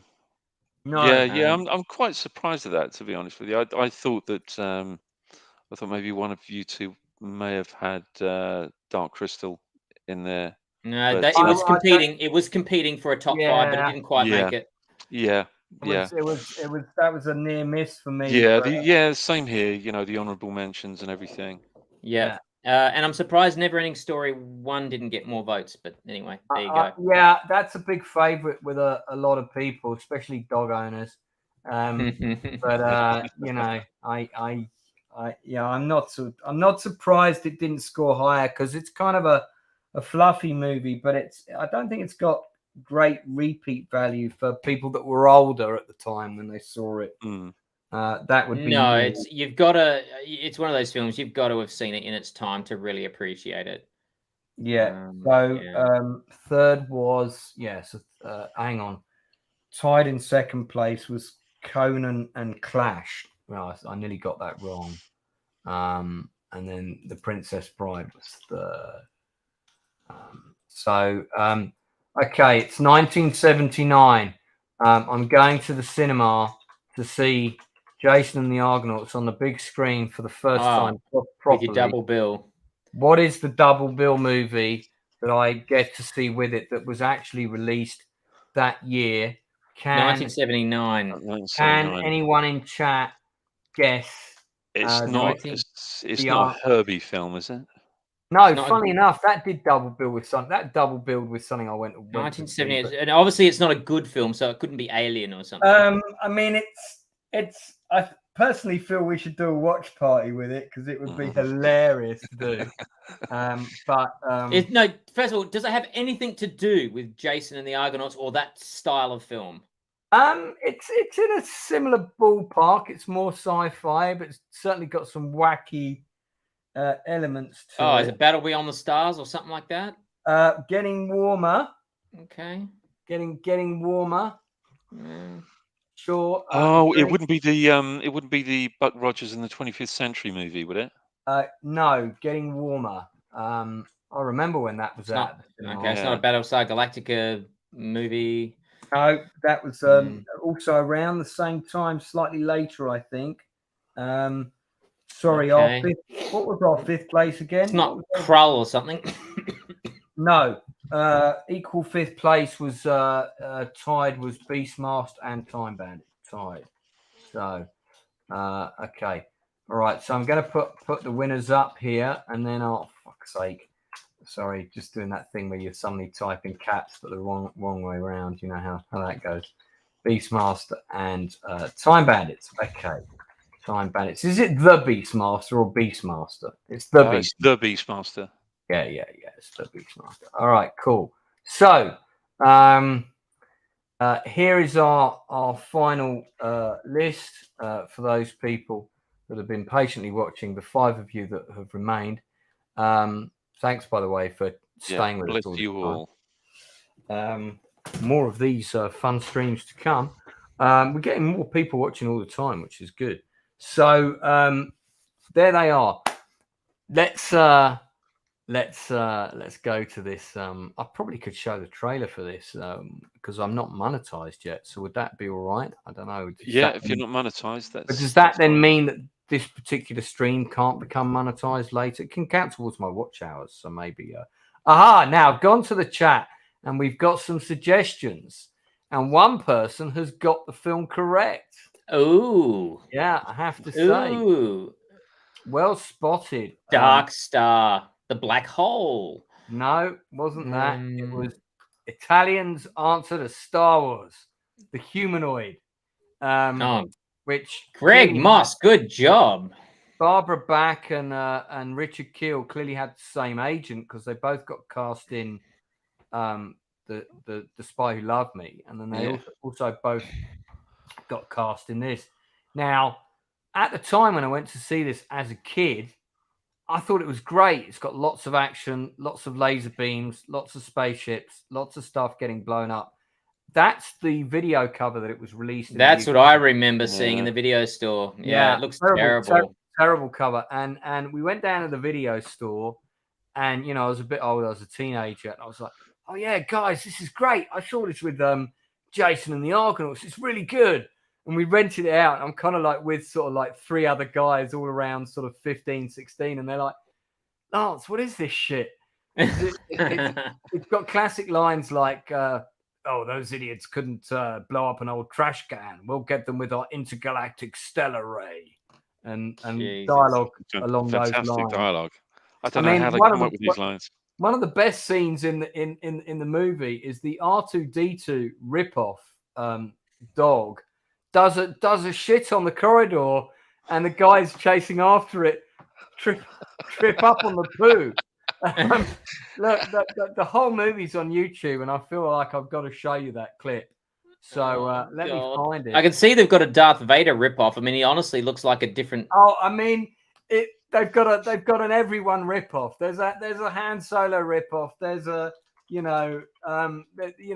everybody is ripped off some other movie in this film. What is it with Italian filmmakers making these ripoffs? And I mean, like they did rip off Jaws back in the day. Yeah. And I mean, Richard Great White or something. Richard Keel is playing a character not that far removed from Jaws, but I've got to say that the film does have some cool action sequences that even now still look pretty good. Now, check out these kind of low-rent Stormtrooper ripoff, guys. Wow. But I tell you what, they sure do know how to. Unlike Stormtroopers, they sure do know how to gun down people pretty quickly. If you check out this clip, so science lab, and nice dubbing on the voices. Oh my god, it's so much like Star Wars. They just go in and they kill everybody, man. Wow. Yeah, they did a good job, huh? Bit of they just look like They just look like little Darth Vaders. Yeah. But that's actually it's a pretty cool sequence, and it's pretty violent when you think about it. Wow. But anyway, more importantly, let's get to the dog shit scene. Now, the funny thing with this Sorry, movie, I thought that was it.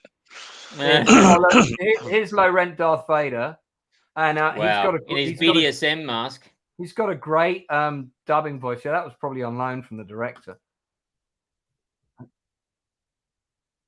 Barbara Bach.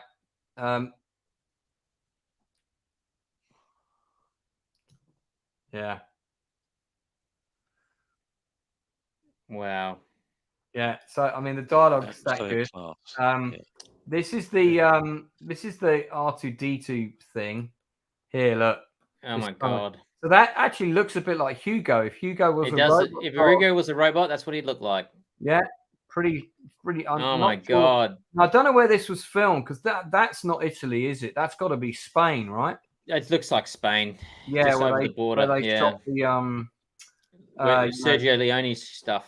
Yeah, no, but Ennio Morricone did the score for this movie. No, he has done some, and honestly, once you've heard the tune, you can't get it out of your head. Yeah. I've got to find. Very good at earworms. I mean, that is just a rip-off of a Star Wars set, isn't it? Yeah. That's the set. That's the set where they. That's the jail cells. Yeah, basically. But now I've got to. I mean, I'm sorry, guys. I know those people watching were going well down. This could be part of our low budget sci-fi. This could be one of the top 5 sci-fi. This would be the one top of those 5 sci-fi excrement. This is one of the ones we would mention at the beginning. So Richard Kiel plays this guy. He plays the humanoid. He's basically been turned into like a super being, but he was a Han Solo character at the beginning of the movie. I'm sure the scene with the dog doing something is around here somewhere. Now Barbara Bach's woman character, Corinne Cleary, also a Bond girl, probably got the same agent again. Yeah. Barbara Bach's woman is like thousands of years old, and she basically drains the life out of younger women into this serum that she takes, and that's what keeps her youthful, right? I'm pretty sure this is where you're going to get the funky music. Hang on, we got to play a bit of this. Oh, they actually used a bit of classic music for this whole bit with the kind of James Bond-esque like bass. We can actually hear it. Very Star Wars. No. I'm not hearing any music. No. The music's not. It's the main track. So there's one bit where it will come in a minute. This is when they're racing through the corridor and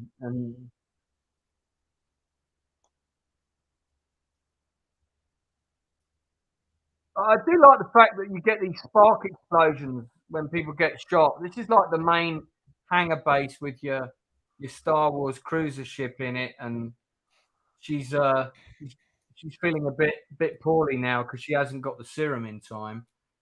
Okay, hang on. Oh yeah, this is when the music comes in. Here you go. Can't hear it. You don't hear it? No. Can't hear it. Silent. Let me pump up the sound a bit. Nope. No, there's nothing there, mate. No sound. Whatever.